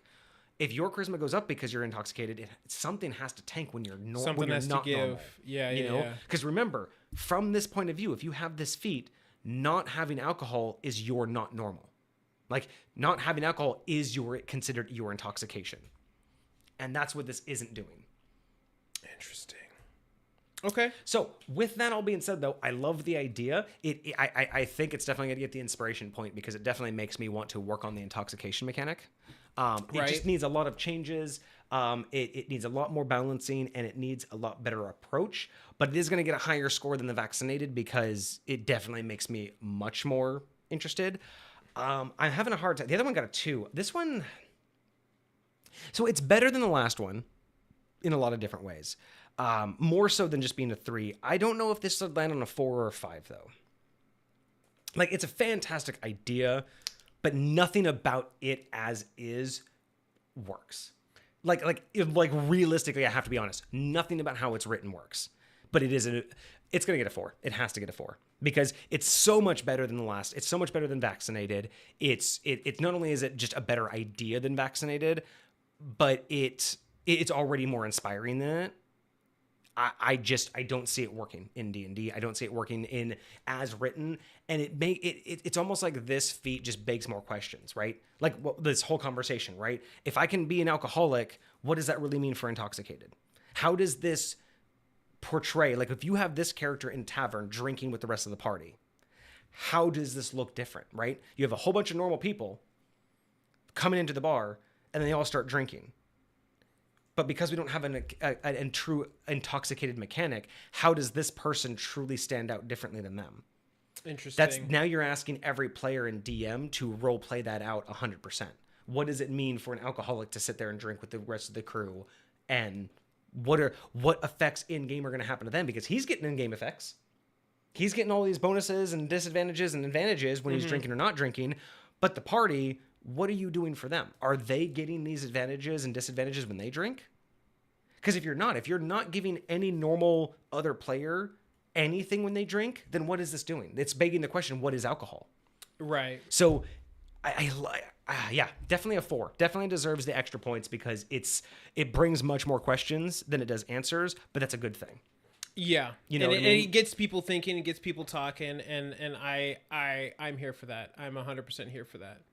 And additionally, it's just one of those conversations of we've talked about this before. Not everything needs to be written in rules, right? We don't need to find every potential avenue of what you could run into in D&D and make a rule in the rule book. Sometimes, like this could be one of those things that we've talked about before. Maybe this is one of those things that it just doesn't deserve to be written in the rule book. Maybe intoxication, maybe the concept of alcohol and alcoholism isn't something that can really be succinct in a rules as written. Maybe it is just an idea. Because we've talked about that before, where some things just don't deserve to be written down because it takes away from the approach. I get that. It's just, I love this feat. I really want this feat to work. It can't because it doesn't answer enough questions. I think I'm just going to leave it at that. Okay. All right. We got some more stuff from chat. Do not worry about all of the messages. Sometimes we don't get to all of them. We're still, sometimes we just get into our rants and everything. We're working on it. So don't worry if you're blowing us up. We love the interaction and we love being kept company. So don't worry about that. Okay, so where did we leave off? So always wanted to play stream D&D based. Always wanted to stream D&D based content. Did the first stream late last week by writing a new session for my party. Any tips on how to start streaming D&D things? Really wanted to stream me writing for the session since it gives me something to not get sidetracked. Okay, so I feel that it's almost like body doubling for me. No, 100% body double. Yeah. That's actually a really good question. So in terms of like starting D&D content, that's actually kind of what we kind of figured out what we wanted to do here. We know I wanted to start streaming. This is before we started doing co-hosting. It was just, I wanted to start streaming again. I tried streaming before with video games, didn't really work. Really sat down hard, wanted to make sure I understood what approach I could do, right? Like if I was having a really bad day, but it was my stream day, what is something that no matter what mood I'm in, no matter how I'm feeling, I can always talk about, and that was D&D. But I didn't know like what kind of D&D I wanted to talk about, right? Like, there's so much about it. And we started out basically just being a free form live stream. Just we would choose a topic, sit down, and we would just talk about everything we knew about it, and that was it. It wasn't until many months that we started, breaking it down into, Mondays being more homebrew review discussions and Fridays being more of like a deeper dive, deeper discussions.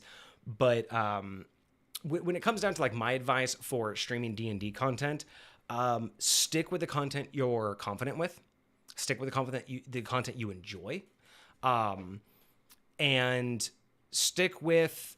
I mean, that's honestly that's my two piece of advice. I'm only going to try to go beyond that. Confidence and enjoyment. Like streaming is not a career you choose, because you don't just start streaming and make money. You don't just start streaming and have fun. And believe me, we've been doing this for 9 months now. Yeah, there are going to be weeks and days that you don't want to. Like, you got to make sure that it's something that you have a passion for. And I don't mean passion as in like you're always reared up. I'm not always reared up and ready to talk about D&D. I'm not always ready to get on camera and chat about this stuff. But D&D is just one of those passions in the sense that it's kind of always happening in my mind. I'm always thinking about it. And if it gets brought up, it's easy for me to just fall into a conversation. Whether I want to or not, you can just ask me something and my mind will just naturally kind of like flick on and go into that, even if I don't really care. So I would say that if you're interested in this content, if you're interested in doing this for yourself, make sure you're confident in it. And I mean, confident is not knowledgeable. We're not very knowledgeable about what we do, but we are confident in the fact that what we're here for. We're not here to judge. We're not here to tell people how to play D&D. We're not here to tell people what's right and what's wrong. We're here to talk about D&D. We're here D&D discussions. We are here to express our ideas, our experiences, our current mindsets, the history of D&D. We're literally here to open the conversation, because my original goal for this was to open up a platform for people like me, people who really like D&D but feel that there is a large sect of people out there who are a little too much pro rules as written, as in what's in the book is the gold standard. And that's just not really how I like to play D&D. D&D for me is much more imaginative. It's much more creative. It's much more of a bond between DM and player. And I think it's an ever evolving story and narrative. And that's my approach. That's one thing that I feel was lacking in this space is people talk about homebrew and people talk about rules as written, but not a lot of people talk about the blending of how to take rules as written, but make it your own. How to adapt the rules to make them fit in your setting, to make them fit in your gameplay. And I also just feel that in the grand scheme of things, there are more DMs and players out there who have a right and wrong mentality to D&D. And that's really hard. And I don't think that there is any right or wrong way to play. Our fundamental rule here on Misfit Gamer Studios is if you and your players are having fun, you're not doing it wrong. Doesn't matter what you're doing. You could literally be bastardizing the entire game or playing it word for word. If y'all are having fun, you're not doing it wrong. We're just here to find those people out there that have these ideas or have been told they can't do something because it's not in the rule book, or have been told they don't know how to play, or have been told you need to have 1 million books in order to be a DM. For those people out there who are just trying to find a place to get ideas, to breed ideas, to discuss and let their mind wander and not be told, well, that's not okay, or you have to do it like this, or you should go find the book. Again, we're not here to promote everything should be homebrewed. We always say the books are a great foundation. What they've currently made in D&D is a fantastic foundation, but it needs to be adaptable, right? Not every rule as it appears in the book is going to match every game style, every gameplay, every moment. And it's okay. We're just here to say it's okay if it fits what you're doing and you guys are having fun with it. It's okay to modify it. It's okay to adapt it. It's okay to change things. It doesn't have to be a homebrew. It could just be a slight little modification that adapts it better to your world. That's honestly what a lot of the stuff we end up doing is. Yeah. It's just tweaking stuff. I mean, most of his second edition tweaks are just that, just little tweaks. It's little tweaks or just little adjustments from what the rules were to what they should be, right? And what I think they should be. So when it comes down to that's what we settled on, is just coming here with an open mind and open-ended topics that we were confident to discuss on, because we never talk about things that are black and white, right? We never try to bring up things of this is how it needs to be done. We always try to approach things from here's how it was presented over time, here's how it's evolved, and here's how we approach it. And our goal is not to convince you to do it our way. Our goal is to just get you to think about it. And if you like what we said, that's awesome.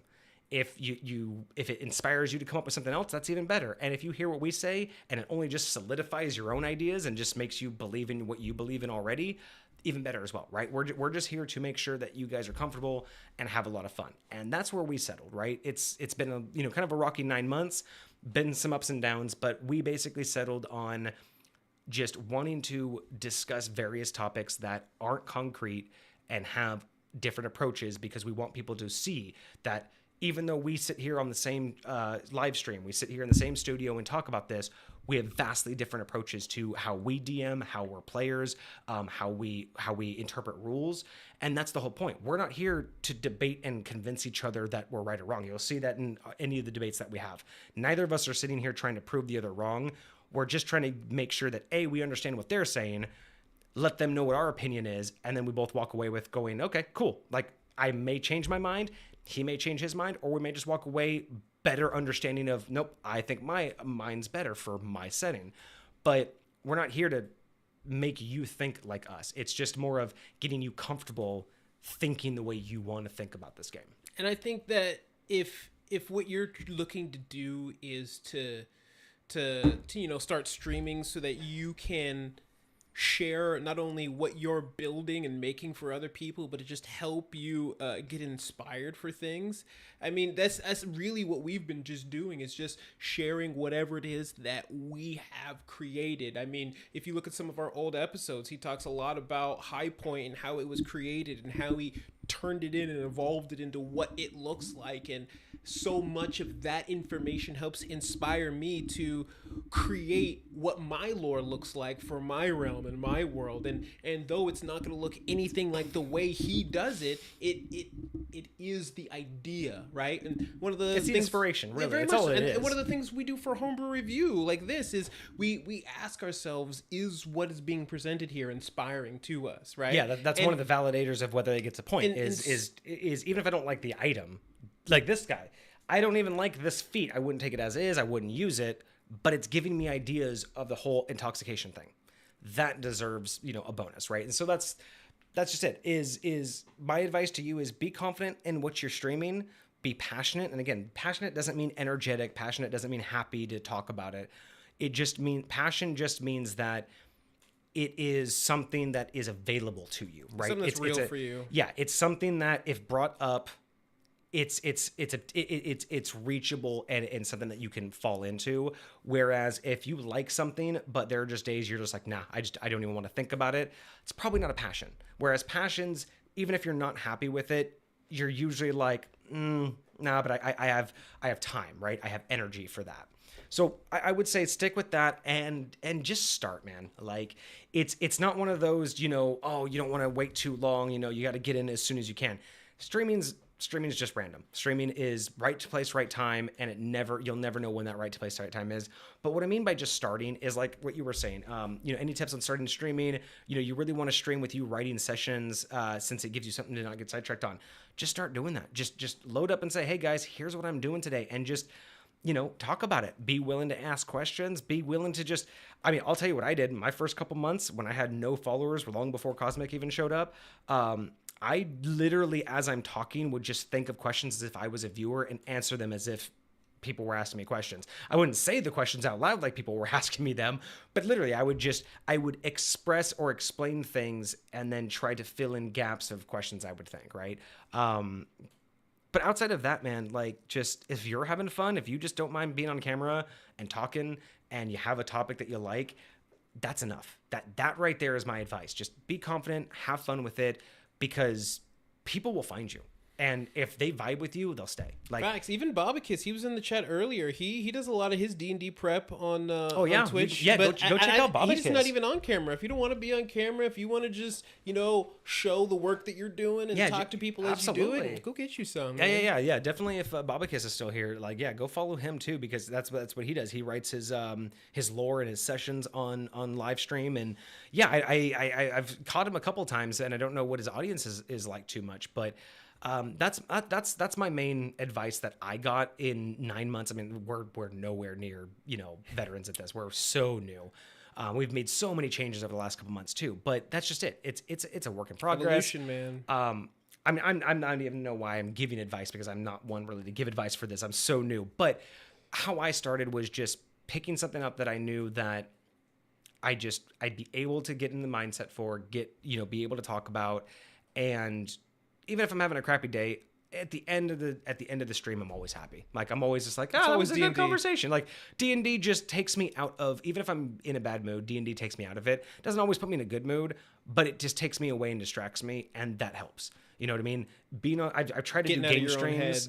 Yeah, and that's why I stopped doing game streams. I tried to do game streams. I'd have a bad day, and it would translate into my stream. And I'd be having fun playing my game, but I couldn't get my attitude gone, right? Mm-hmm. Like, I'm having fun. In my head, I'm decompressing. I'm getting all my frustrations out, but I'm still frustrated at the game, and I'm still mad about the day. So it's coming out, and it's showing, even though I feel I'm decompressing. But that's not good content. Whereas with D&D just takes me away. It just takes me to a different place. I just don't. I really get so distracted with my problems that I just, you know what I mean? 100%. That again, I don't want to just keep beating the dead horse. That's my advice. Be happy about it, be confident about it, and just start. Just, start and let it evolve. If you start doing something you don't like it, feel free to change it. You don't ever have to continue doing the same thing over and over. That is very true. We've changed stream days. We've changed stream time. We've changed our stream, not really our stream topics, but we've evolved our topics in our stream days. So yeah, it's a work in progress. I would not worry about it too much. We gave Alcoholic a 4, right? We gave Alcoholic a 4. Okay. Yes. That is done with that. I'm going to go back to this cam now, because we're tiny cam and we don't need to see that thing anymore. We are here. So hopefully that helps you out, Civilized. Hopefully that's some good information for you. Like I said, streaming's just weird, man. You got to just find your own flow. You got to find your own approach to it.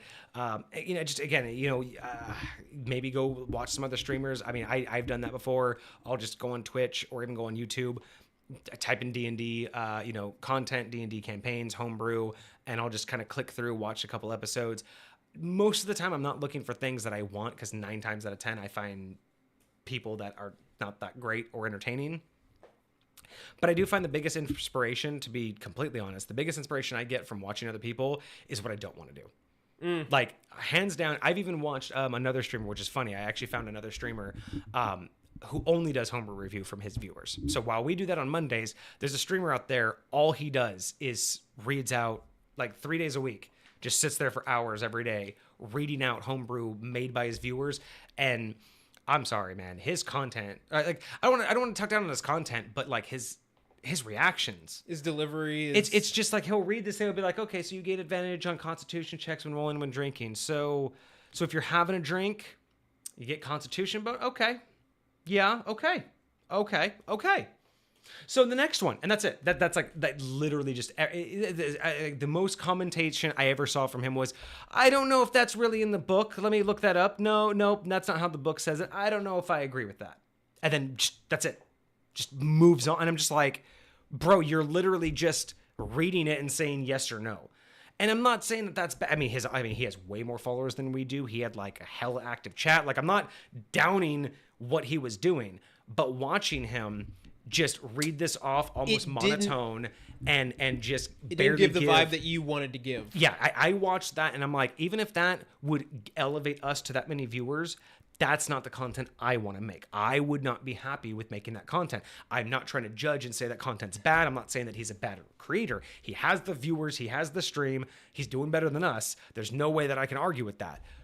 But when I look at D&D discussions, when I look at what I want Misfit Gamer Studios to become, that's not it. I want it to be what we're doing. I want to be this idea that we got viewers that pop in, ask us a question, and we can go on that tangent. I want to be able to inspire people to create, new ideas. I want to tell people what I would do as a player and as a DM and how it would work in High Point and how it's supposed to work in the rule. Like, I want to break all that down. I don't want to just say, yes, oh, that sounds cool, or nah, I don't and you know like what's that. funny is like that's honestly how I look at how D&D works. It's like you create the game to be what you enjoy about it, what you like about it, what you want it to be, and that's what you and I are trying to do here, right? Is cultivate an area that we really appreciate that D&D can be.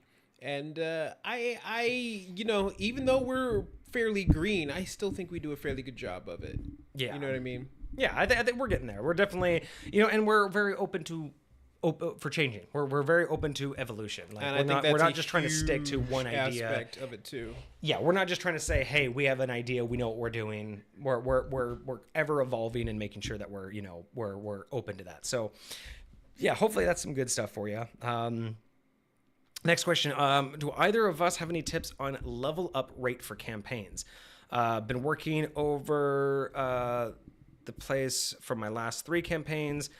So this is the part where I don't quite understand. You might have to help me here a little bit. So I've been over the place for my last 3 campaigns. I was thinking 10 or so is the minimum, and the max depends on what they did during those sessions. Most sessions take place during a part of the day in the story, so roughly 4 sessions would be around a week in game, and I feel every new level is a few months of adventuring. So we've actually had a episode on this before. I don't know if it was a full episode or if it was just a piece of an episode, but we've talked about milestoning before in terms of how to level up. And there's a lot of different ways you can do it. You can do it via XP, which is you generate them XP and they just level up as is. Harder to do on one-shots or smaller, you know, consolidated campaigns, because you never know how much and what they're going to do. The next available one, I think I talked about, which is usually better, is milestones. So kind of like what you're talking about is after so many gaming sessions or after something's completed, they get a certain milestone. And it could either be that or it could be like narrative milestones. So basically saying that at this point in the campaign, you'll be this level. And after you do this, you'll be this level. So however long that takes you, that's when you level up. Or it can be like milestones like, you know, at certain intervals, or it can be via XP. And what you're saying in terms of like they have 4 sessions a week, or like, you know, 4 game sessions is an in-game week. I understand that, and this is perfect. This is one of the hardest things that D&D has failed to do. Marry time and experience. There is no good equation to time and experience, because in-game, I can get the same amount of XP in a single 24-hour in-game as I can in a year in-game. And gameplay-wise, the exact same things will happen. The difference is we do time jumps. Like, I can have the same 3 combats in the same day, get the same amount of XP as 3 combats spread over 6 months in this campaign. This is why I think my stance might differ just a hair. And that's because, for me, it has a lot less to do. Because I understand the struggles of getting to actually meet regularly. What you're talking about works super well if you have like weekly or monthly meetings, or you have some consistency in what you got going on. But when you can maybe meet like once if those 4 sessions take 6 months, you know, like it can be absolutely crazy. And imagine you're spending a year of IRL time and you've only gone up 2 levels, right? And no matter how often you've met, that feels bad. And let's face it, yes, it absolutely feels bad. And I've struggled with this in High Point because my level ups don't happen as often. They would happen more often if we played more often, but my level ups don't happen like that. So I don't have very quick level ups. I suffer from people spending very long amounts of IRL time at certain levels. And it's not easy. It's not great.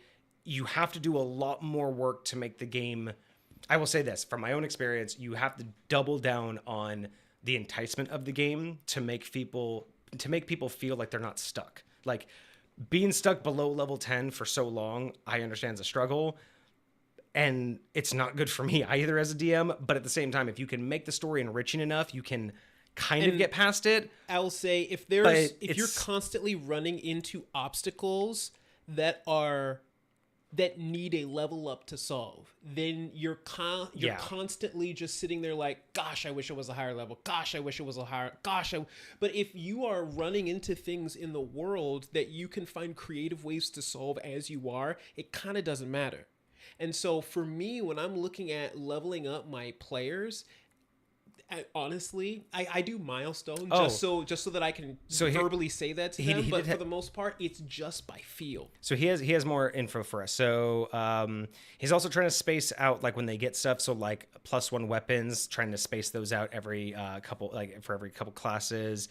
So like when does, mages get spells every couple gaming sessions. So he is also mentioning that this is supposed to be a very long campaign, maybe lasting a couple years. So this is going to be their like static campaign. And again, if you're able to meet with some significant consistency, that can be incredibly valuable. I think you're on the right path. So the way that I would approach this in terms of this is because I do a long form campaign. Basically, High Point is one existence, right? It is a realm and it's a setting.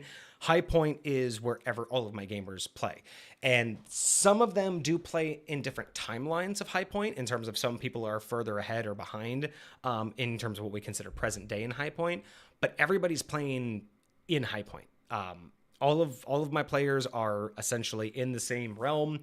That does mean that all of them do play in parallel, like regardless of time frame, they can all interact with each other. Like he can, Dov can go out, Kage's character Dov can go out and find his other character. He can go and find my other players' characters if he traveled to the same place at the right time from them. So I totally understand the long form game. That's exactly how I play. Everybody that makes a character, it's go until you're done with that character.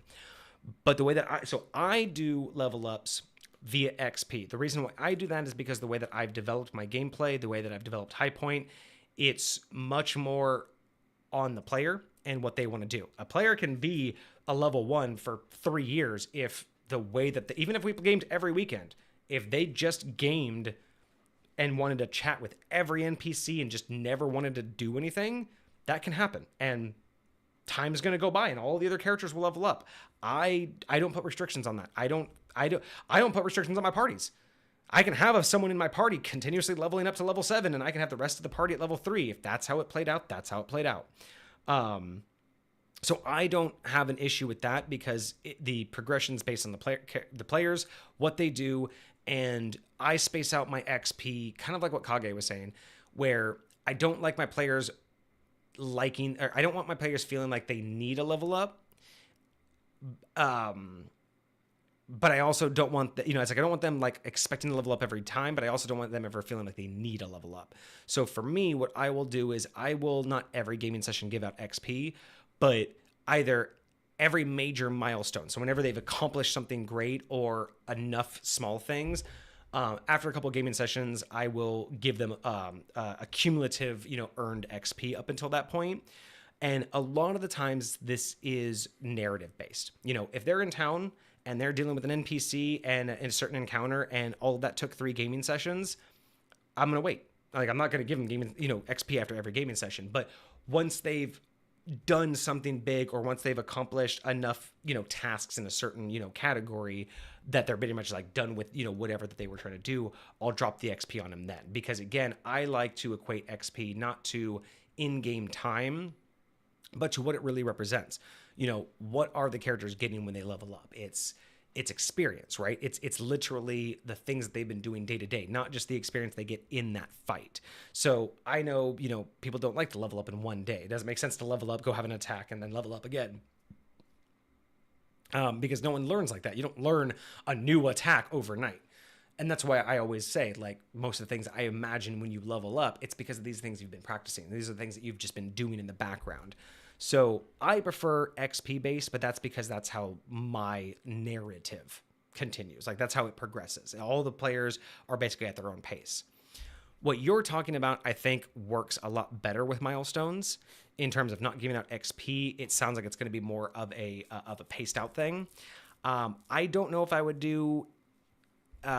You're saying leveling up every few months of adventuring. That means that if it's 4 sessions per week, you're looking at 12 sessions for a month, and then you want to do how many months? 3 months? I mean, if you're looking, I mean, to be completely honest, unless you're in the situations like I've run into where it's literally been 5 gaming sessions and they're still in the same conversation or, doing the same task. Like there are times when in-game time seems to crawl, but in my opinion, waiting more than 10 gaming sessions for a level up, I think I agree with Kage. That's harsh. That's a lot. And again, I'm not saying that there's any good rule of thumb here. Maybe what I'm getting down to is there's not going to be a good way to do this. It's just that the balance between giving the players the upgrade versus the characters the upgrade. That's the balance. Is giving the players the level up versus the characters, because the characters are going to get it in game when it makes sense, right? Mm-hmm. That's the whole point. But players need to level up too. And I think loot counts for player level up. And what I mean by that is like you were talking about doling out like +1 weapons and different spell scrolls and stuff like that. It's almost like you're giving them a feat before a level up, right? They get a you're new increasing feature, their abilities. You get a new toy you get to play with. You get a new thing. Like say you have a sword that can cast burning hands or something like that. It's almost like you have a new spell or something else you can interact with and do. It feels like you got a new thing. Yeah, so I think you're on the right track with pacing it out. I'm not nearly as worried about dishing out treasure the way that you were describing. But again, that's just because the way that I run High Point, everything that I do in High Point is, again, because it's a evolving world, I don't worry too much about things like treasure tables or anything else like that. Everything my players get makes sense for what they're doing, right? Like my players are never going to go and attack a dire wolf and get 100 gold pieces. That just doesn't make any sense, right? They're not going to go attack I'm just trying to think of it. You're not gonna get attacked by like an eagle or a dire eagle or something and then get like a magic ring. I don't play Final Fantasy rules of treasure tables unless they swallowed something and it makes sense. And that would make sense if I wrote that in, right? That would have to be part of the plot point. But it's like if you're gonna go get like a treasure hoard, when I make my treasures or when I make things that they can get, it's literally based off the lore. It's based off of where it is, whose it is, what makes sense to be in there. Sometimes I've given them way OP stuff, and sometimes I give them nothing. Like sometimes I do it intentionally, sometimes I just wasn't paying attention, But for the most part, I don't overthink my treasures, and a lot of the times I prefer not overthinking because I don't. One of the things I've learned in my personal experience as a player is similar to when you want to similar to somehow if you've ever gone on vacation and had you gone to those tourist trap places, there's a difference between a tourist attraction and a tourist trap. A tourist attraction is exciting, it's enticing, it's rewarding, and you enjoy it, right? It's rewarding. It's you went there and you didn't regret it. For a reason, yeah. A tourist trap is designed to entice you in every way without delivery. It's literally there to get you in and not deliver. And that is a mindset that I like to approach when it comes to, giving players that experience, right?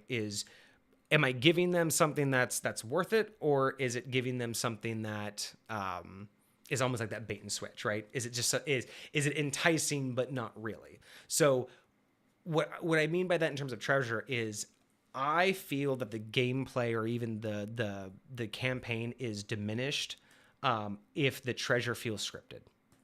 And that's what I feel like. That's what I mean by tourist trap versus tourist attraction. When you say scripted, you mean it was designed. You were always going to find this sword in this place. Like it's one of those things where it's like, oh, you're telling me that every time we do this dungeon, every time we defeat a BBEG, there's always surprisingly one magical item for that guy, for the paladin. There's 3 magical scrolls for the wizard. There's this thing, you know what I mean? There's always those campaigns where the DM planned for the party.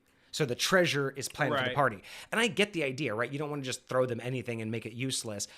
But when every time you pick up treasure, it's scripted. Basically, have you ever been in those parties where you go to the treasure and every time you go to deal out the treasure, you get the list and you go to give it out, everyone always seems to get something. And it's not like because you all were nice and balanced and you all negotiated. No, it's you look at the list and go, well, that's obviously not for me. That's obviously not going to be where my character. I can't even wear that. Have you ever done that where you find the one thing that only one character can hold? Why is that there? Why is it just so that we all got an item and you leftover got the one item only you can hold? Really? What is? That's where I feel it diminishes it. It's because it's almost like, again, it's pandering to us. It's like, can you imagine if you were an adventurer thinking that you were saving the world, and every step of the way you just happened to be given miraculously what you were needed? Do you really think that you'd be feeling like the hero, or that you feel like someone was helping you? You know what I mean? And so with me, I like the idea that, but I also don't like randomizing it, because sometimes it just becomes OP, or it doesn't make any sense, right? Like if I go and loot, loot someplace, like a goblin horde, like why, or like let's say I you're looting like some dwarves. Why would you find an elegant elven chainmail?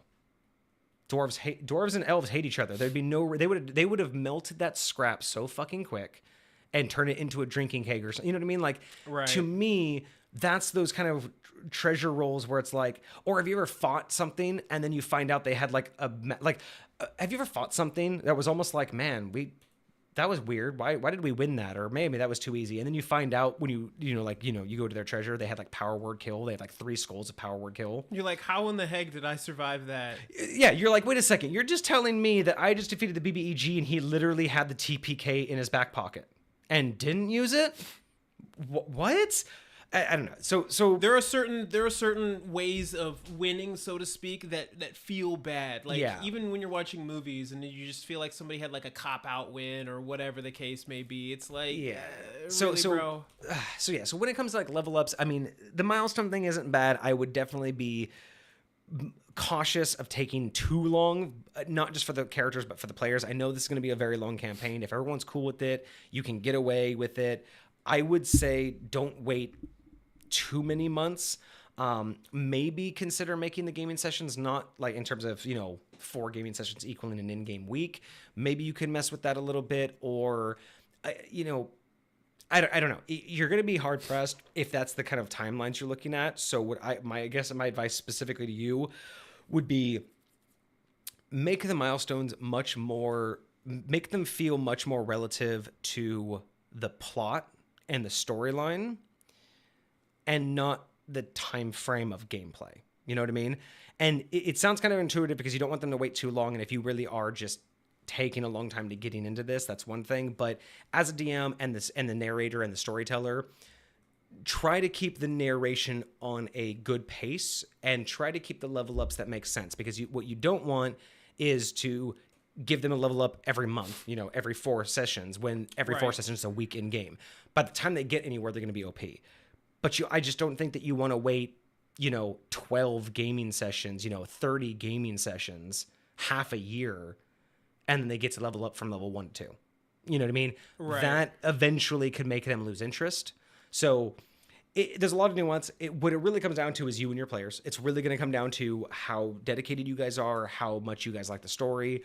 But I would keep the level ups more specific to the plot. The way that you're going about it, don't worry about how long it takes. Do it when it makes sense for the plot. Yes. Just if it's going to take you a year, maybe rethink how you're going to level it up. I would not say take 30 gaming sessions. I would not suggest that. But don't level them up when they're not ready. Don't level them up when the story's not ready for it. You know what I mean? Don't level them up just to level them up. Because there are a lot of people who are like, oh, we haven't leveled up in forever. I want to level. And you need to just give it to them just cause. Yeah, and I'm like, don't do that. That I will say, no matter, even though I will say don't make them wait too long, the story is more important. Progressing through the story is so much more important than the players needing that little boost. Because again, in my experience with High Point, it's very difficult, but if you have the right story and you have the right player connection, they're not going to worry as much about the level ups, because if the story is enriching and if the level that they're at makes sense for where they're at in the story, they're not going to really question it. Like, it's going to feel right. What you don't want to do is be like other DMs where, again, like what Kage was saying earlier, where you have 2 or 3 fights and then the next fight, like you have 2 or 3 fights and they're like, okay, I took 10 points of damage, I took 20 points of damage. And then suddenly out of nowhere, you're like, the last 3 fights, we've all had 1 HP and we won because you rolled a 1. like you don't want to put them in that point to where they're literally feeling like they're lucking out of winning, or they're lucking out of losing. That's the area that you don't want to do if you're going too slow. Okay, so let's see. We got more. So 10 or so sessions. I think 10 or so sessions would be fine. You don't want to go too far. How often should the players level up? Again, I think it's not so much of how often, it's when it makes sense, right? I mean, you could level up after every gaming session if it makes sense for the plot. I don't think there's a limit on how often you can do it. Just don't do it when it doesn't make sense. Don't do it too often. And then, just make sure that it is always knowing when it's coming up to, especially if it's like, 2 or 3 gaming sessions ahead. Maybe give them a heads up that they're getting close, because that can also reinvigorate them with their storylines and with their characters, because then they get to start thinking, well, what's the next step of my character progression? So keep that in mind as well. Let's see, what else do we say? So glad for my table. For the most part, it's so easy to communicate with. That's great. Communication is so important. Party is strong 7 players. That is a great party size. Been their DM for around a year and a half, closer to 2. Really good to know. So you guys are already an established group. That's amazing for you guys. 7 was rough to start with. Oh, hell yeah. That is never an easy way to start. That's usually like a couple years in of DMing. But getting more used to it, and you really enjoy it. So that's good. There's far too many people who don't enjoy DMing as much as they think that they do. And I think most of the time people think they like DMing when they like the power. They like the control of the story. They like the control of the players, right, but they don't actually like DMing. So I'm glad that you actually recognize that you do enjoy that. Let's see. So the idea for the campaign. Oh, no, it was up here. So 7 is about to get started. Feels like having more breathing room when it comes to spacing out levels from player PC development. And I will say this too. With that many players, you're going to have a lot easier time not leveling up as often. I will say the less players you have, the harder it is to keep everybody in line. When you have so many players, there's so many dynamics happening with all of those characters. The level ups are not going to be as necessary because those dynamics, right? Character development is the same as leveling up sometimes, right? And like Kage was saying, giving them an extra spell, an extra weapon every now and again, changing the dynamic of that party can be just as effective as leveling up. So I think you're on the right path there. I don't think you're actually that far off from how often you'll be leveling up. 10 sessions. Depends on how often you're doing them. If you're doing them weekly, bi-weekly, 10 sessions probably won't be that big of a deal for you. Let's see. So you have an idea for the campaign as well, but I'd like some opinion on it. Well, that's what we can definitely help with. I don't know how much more we'll be able to give you tonight, just to let you know. But that is definitely what we like to do. We can definitely do a bigger, deeper dive on Fridays, or we can talk more in the Discord, and we'll get to that once I finish up reading what you have here. But good table, good history, have an idea on the campaign. We'd love to help you out with that. World is very, very big. It would probably take the party 5 to 7 months of walking to reach coast to coast. Have a main party of 7 who's been playing with for a very long time. They'll be Group A. The other group is relatively new to D&D, but desperately want to play, and I really want to DM them. That's awesome. Again, great win bolt. Every side is actually looking forward to it. They'll be Group B. The problem is I don't want to spend another 3 to 5 months waiting on another long-form campaign. Do you mean you don't want to wait until like you get to another long-form campaign, or you don't want to spend another 3 to 5 months like, writing another long-form campaign? Got it. That makes a lot of sense. That one, yeah. That one is very difficult. That one, I will, to be completely honest with, I can't relate to you. That is actually one of the very few areas that I just cannot be helpful with. I don't write my campaigns. I don't pre-write anything like that. I'm constantly working on it. I'm constantly knowing what's ahead and behind of my characters, and the world's constantly evolving, and I know what's always going on. But in the sense of like, I don't pre-plan that far ahead because the world is my setting is so dynamic. Setting, realm, whatever you want to call it. It's far too dynamic to try to say, here's the next 6 months of progression. It's really way more involved with what the players are doing in every gaming session, which will affect the next one. So I really can't give you any advice on how to get around pre-planning another campaign. I don't think you want to run the same campaign twice, because that's another option you can do. You can treat what you've written like a module and run both parties through it. and just see how they react differently. It could give you a better way to practice your monologues, it could, your narrations. It can give you a lot of just different ideas on how to approach your problems. So the next time you do take 5 to 6 months to write one out, you had 2 different people approach it. So you have different ideas of how parties will work with your ideas. You can even tie it into lore based. You can have them both run the same campaign, but in different timelines or in different parallel universes. And every now and again, throw them together, like have what one party did in the alternate universe bleed over and affect the other party, right? Like, that could definitely be helpful for organization too, because if both campaigns are running roughly on the same time frame, you kind of remember a little bit better.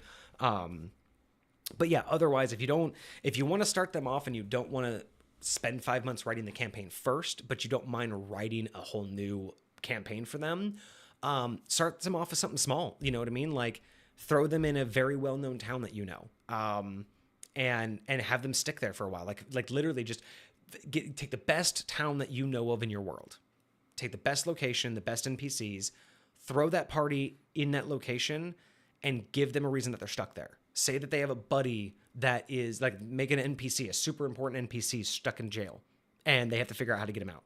Whether it's breaking him out, whether it's going to his trial. You can even say like, hey guys, he has trial in 3 weeks. So that's going to be about the next 6 gaming sessions or whatever, 3 weeks in game. So that'll be 6 gaming sessions. You guys have 6 gaming sessions to get him out, however you guys want to. And that could give you 6 weeks to write the first part of their campaign. And as they play that next part, you could continue writing just slightly behind. So you don't have it all completed. You don't have 5-7 months of writing behind you, but you could literally just like this is what I like to do is, when I'm running characters through it, I don't worry about high point as a whole all the time. I only really do the zoom in thing where I'm zooming into what player I'm playing with and what their character is doing. And then once that gaming session's done, I just zoom out and then just watch the ripple effect. Just piece together what did their actions do to the world at large. But yeah, that would be my only thing, because I don't write mine out. I don't have a lot of advice, but yeah, maybe just throwing them in something, a part of your world that like the back of your hand, that so well that you could game without pre-writing it, and just force them there. Literally say you can't leave until you accomplish this, right? Say the town's on lockdown, there's a quarantine, or there's been an assassination. Just give them a reason to be in a location that you can easily DM. And since they're new players, this is a way for you to feel them out. They can feel you out. You can see kind of the things that they'll interact with. You can kind of see, how they interact with things. They can see how you react to what their questions are. And then that way you guys not only get a cohesion as a new gaming group, but it gives you time to plan what type of party it's going to be and what kind of game you want to build for them before trying to build it out ahead of time. So maybe that's a good advice for you. I don't know. You got anything? I know you don't really write out either. I definitely don't. But what I will say is for me, there's always something that's important to kind of establish. Vortex and I are very much sandboxy kind of gamers. We have like a primary world that just exists, and our players interact with that said world. Other people like to have different settings, different areas, different places, and completely different history that their players interact with. Yeah, modules sometimes, but sometimes, like you, they can homebrew an entire campaign. So it really depends on what type of game you enjoy having. But something that I've found success with when I want to do small things like little one-shots or just little small, what I would consider isolated scenarios, is I do a lot of cheating. We here love getting inspiration from our viewers. Well, when I don't have viewers, I use ChatGPT. I'll just type in like a general idea of what I'm trying to do. Hey, I like a post-apocalyptic steampunk world. I want like, just get the ideas flowing. You need a soundboard, and that's really spit a bunch of could be stuff used. Yeah. out. I'll be like, I like that. That sounds stupid. I'd never do that. Whatever. And I'll just take a bunch of puzzle pieces. And granted, that does in and of itself take time, but it at least gives you like a jumping off point. At least gives you a place to start. And depending on how detailed you want to go, do you want to come up with scripted dialogues? Do you want to come up with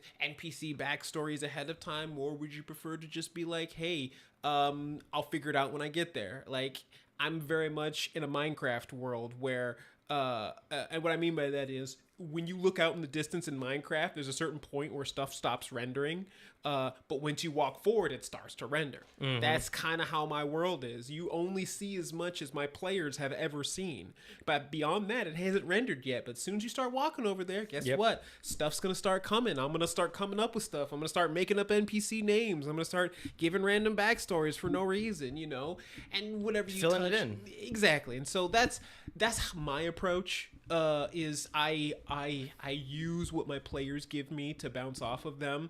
A lot of other people, and I've started doing this myself because I like to have a little bit of preparation, even though I don't do a lot of it. You know, you run on ChatGPT, you'll run on any one of these AI things. You go on forum message sites and take a skeleton of something else and then turn it into your own. So, I mean, even pop culture references, you know, just take an episode from an anime and just literally run them through the same things, right? There's a lot of different ways to delay when you're trying to come up with a bigger idea. There's a lot of different ways to get them into the action and get you working on the game without having to worry about, like, I don't have anything planned yet. There's always ways that you can get it started, even if you're not that creative.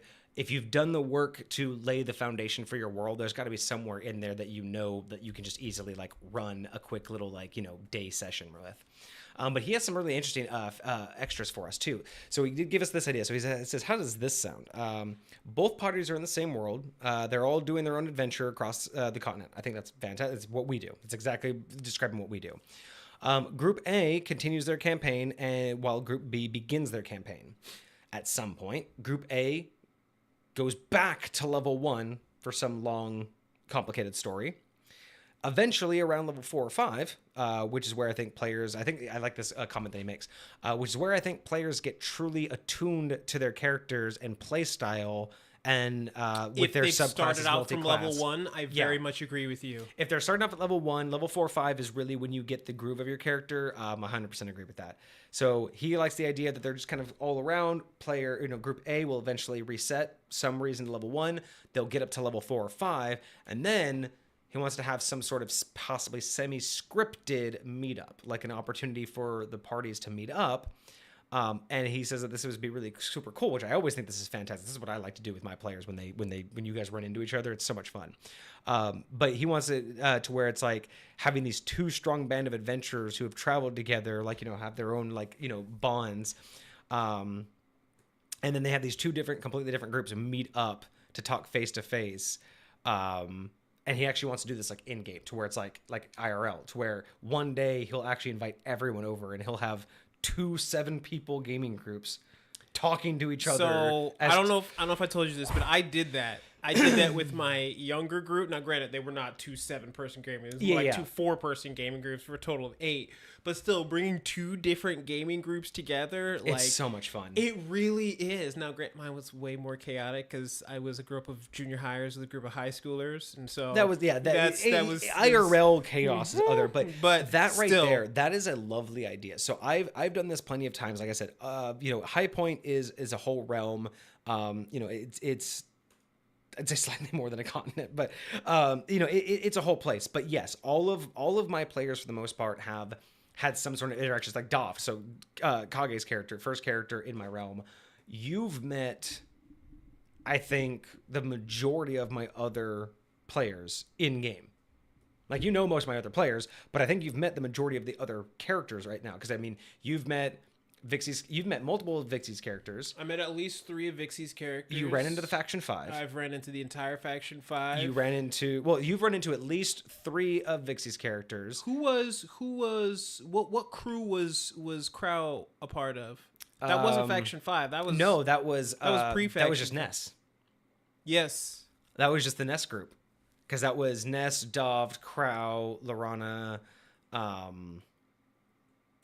what was I don't think she was there. No, she had the Pixie. No, that was their other game. I don't know if she was there. But yeah, that was a very small game. Yeah, but Crow was, you know, Vixie's group. because he's on his own thing now. So yeah, so Lucifer has a character named Crow. Dovd has met Crow. Dovd has met my wife's character, multiple of my wife's characters. And all of those characters have met each other, but don't game with each other. And by the way, all of these characters are now off on their own. Like Dov's now with the fourth character that you've met from Vixie, I think. Yeah. What's your teacher. Your teacher. Yeah. Nadia. Nadia, that's right. But yeah, so Dovd is now adventuring with yet another one of my wife's characters. He's met all of her other ones in different sessions. I have for different reasons. I have another gaming group with my buddies that we call the Faction 5. Dovd has literally fallen into that group before. So yeah, that stuff happens all the time with me. I always, when applicable, I don't do it on purpose. I don't try to like go out of my way to do this, but when applicable, when parties are nearby or have a reason to interact, I love doing that when I can make it happen because it brings so much more life to things, right? Because I'm not as impressed when I play a game with a DM and then I talk to another player and their entire game is different. It's like, it's great. I'm impressed that that the DM can have so many mechanics, different mechanic styles running, but it's just like it doesn't feel like my game is any more alive. Whereas if I run into another player from my game, from my setting, the one that I was in, I'm like, whoa, did you meet this NPC? Like, you've met that NPC, and then you have a conversation, and I just like it because then it's like you find out when the DMs are like consistent, and you can find out like I don't know. To me, it makes the world a little bit more special when you can relate with other people, whereas just having a really good DM that can tell a good story is nice and all, but to be completely honest, I don't care about your story. Like, I want to know about what affects my character. Your story is all nice and good, but I don't play that game. But if your character met someone I want to meet or went somewhere I've been, I want to talk to you about that, right? It's like if you just came back from vacation from Hawaii and someone's like, oh my God, I just got back from vacation from Mexico. You're gonna like, that's cool. Like, yeah, beach, drinks, women. You can relate to them a lot more. It's like when you get But when they say, oh, I just also came back from that island, you're like, oh my God, did you go to this restaurant? And they're like, did you see this band? And you're like, oh my God, did you go to that waterfall? That is so much like... It's like you just got finished watching the same movie. Yes, you're going to catch up. You want to relate to that experience. You want to share... And I don't mean share as in give info. You want to share that experience. You want to imagine we just went through that same thing. We're sharing it. I feel not like just I'm giving you. It's the opposite of misery loves company, right? Yes. It's like it's even my joy loves company, right? Exactly. Even the things that I and let's face it, it's a little bit of selfishness because when you're talking about what something that you've done and someone has more to add to it, you're reliving it again. It's that whole thing. So I think it's great. I think it's fantastic that you want to do that. I think that it's going to be a challenge with that many people, but it would be so awesome. I think that's such a great idea. I've done that plenty of times. I would say, as another example for you, if you're going to do, if you're going to do this where they're kind of like, like crisscrossing and inching their way around each other, pinpoint a few actions or either actions or outcomes from either of the parties and make sure the other party experiences it somehow. So whether it's one party leaves a town and, had a bar fight, big old brawl, started a fire, have the next party when they come into town and they go to that tavern, walk into a disheveled tavern, walk into a tavern that looks like it recently was on fire and it looks like, the floors, although not freshly stained, there seems to be some, wet areas on the wooden floors. And you notice, although there are about 10 tables and they're large, seeing about like 6-person tables, you notice that like 3 of them only have 2 chairs. Because like maybe the brawl broke a bunch of chairs on people's backs, right? Mm-hmm. These are little tiny details that your other party has no idea. Like party B would have no idea party A did this. Yes. But then they can hear the lore. Then imagine you hear those lores and then they meet and you're like, man, there was this one bar that like, it was kind of cool. Did you get that bar that was lit on fire? And the other guys were like, you mean this bar? Like, yeah, about we that. were the fire. And you're like, wait a minute, what do you mean you were the fire? Be like, yeah. Well, this thing had happened. You know what I mean? Those are the things that I like to do. It doesn't have to be big things, but when you have moments like that, it's intriguing and it builds that tension between the groups without them knowing it, right? Like imagine if you had both groups, and imagine if in each party, 2 of the players had a very similar character. very, very similar. Whether it's, same class, same looks, same attitude, you basically, there's something that these two players are doing the same, right? Have one, if something bad happens in a town or something good happens to group A and they leave, and then the group B goes back to that town, have that player who's running the similar character, have them get fallout. Or get mistaken for that other person. Yeah, whether it's good or bad. Maybe you come in and all of a sudden you're like you come into the town and you're getting hassled by the guards and there's like a fee and they're like, trying to, muscle you out. And then one guard sees this player and they're like, guys, okay, what are you doing? No, please, right this way. Like, then you're being treated. We promise we won't hurt you guys. Yeah, and then, they're giving you the VIP treatment. They're almost like scared of you. And then you find out it's because the last party just like came in and just like slaughtered a bunch of people. Or maybe like you're in trouble. Maybe you get into a town and everything's fine. And then all of a sudden you guys are in the tavern and then just the place gets flooded with guards and you guys are being accused of stuff. These are little things that make the world more livable and allows you again to build subtle tension, because even though the players don't know it's the other party causing them these little inconveniences or these things, once they finally catch up to each other, it's all gonna come open, right? Like they're gonna meet and be like, you're the guy that they keep thinking is me, or you're the people who did this. Like we were there's always gonna be something interesting and intriguing about it. And yeah, I think that's an amazing idea. I'm glad you're coming out with that. A lot of different good ideas though, a lot of different things that I think you can come up with. I do want to hear more. I think that is bringing us to the end. We are almost at 4 hours. That's long for us for a Monday. But this was fun. Just thank you guys so much for. Oh yeah, you probably need to make a phone call. Yeah. So we're gonna end it here. Thank you guys so much for joining us. Who was in chat today? Bobakiss was in chat. Cosmic was in chat. That's right. Civilized. Thank you so much. Excellent. Don't forget to check us out on our Discord. Yeah. So let me go ahead and get taking care of that. So yeah, if you want to join our Discord, if you want to become part of the community, if you want to talk about all the stuff that you've done, or if you want to submit things for us to review on Mondays, you can join our Discord and submit all of that. I have posted a link in chat. So please, if you are interested, come and join us. We'd love to have you. Also, if you're interested in seeing any of our previous live streams, if you like what you saw, missed anything on this episode, or want to see any of our others, we do have all of our live streams on our VODs channel on YouTube, so I'll post that link as well, so you can go see anything we've done, all of our previous homebrew reviews, and all of our deep dive discussions. And yeah, you were saying, so links in the Discord for that. When is our next stream? So typically, well, I don't want to say typically, we regularly stream Mondays and Fridays. Mondays is 7 p.m. Pacific Standard Time, where we do a homebrew focus, usually a homebrew review or some sort of homebrew showcase. And then on Fridays, we do what we call deeper discussions. It used to be deep dive, but we've started to rebrand it to deeper discussions. Typically on Fridays, we'll take a single topic, improving initiative or scaling mundane weapons was one. We created, class background features was a topic. So we do all of that for Fridays. We start at 7:30 Pacific Standard Time and just kind of go for everything. So this Friday, I think we are doing wild magic. We have a big topic on wild magic that we're doing this Friday. And then next Friday, we're doing a viewer submitted topic, which is going to be ley lines.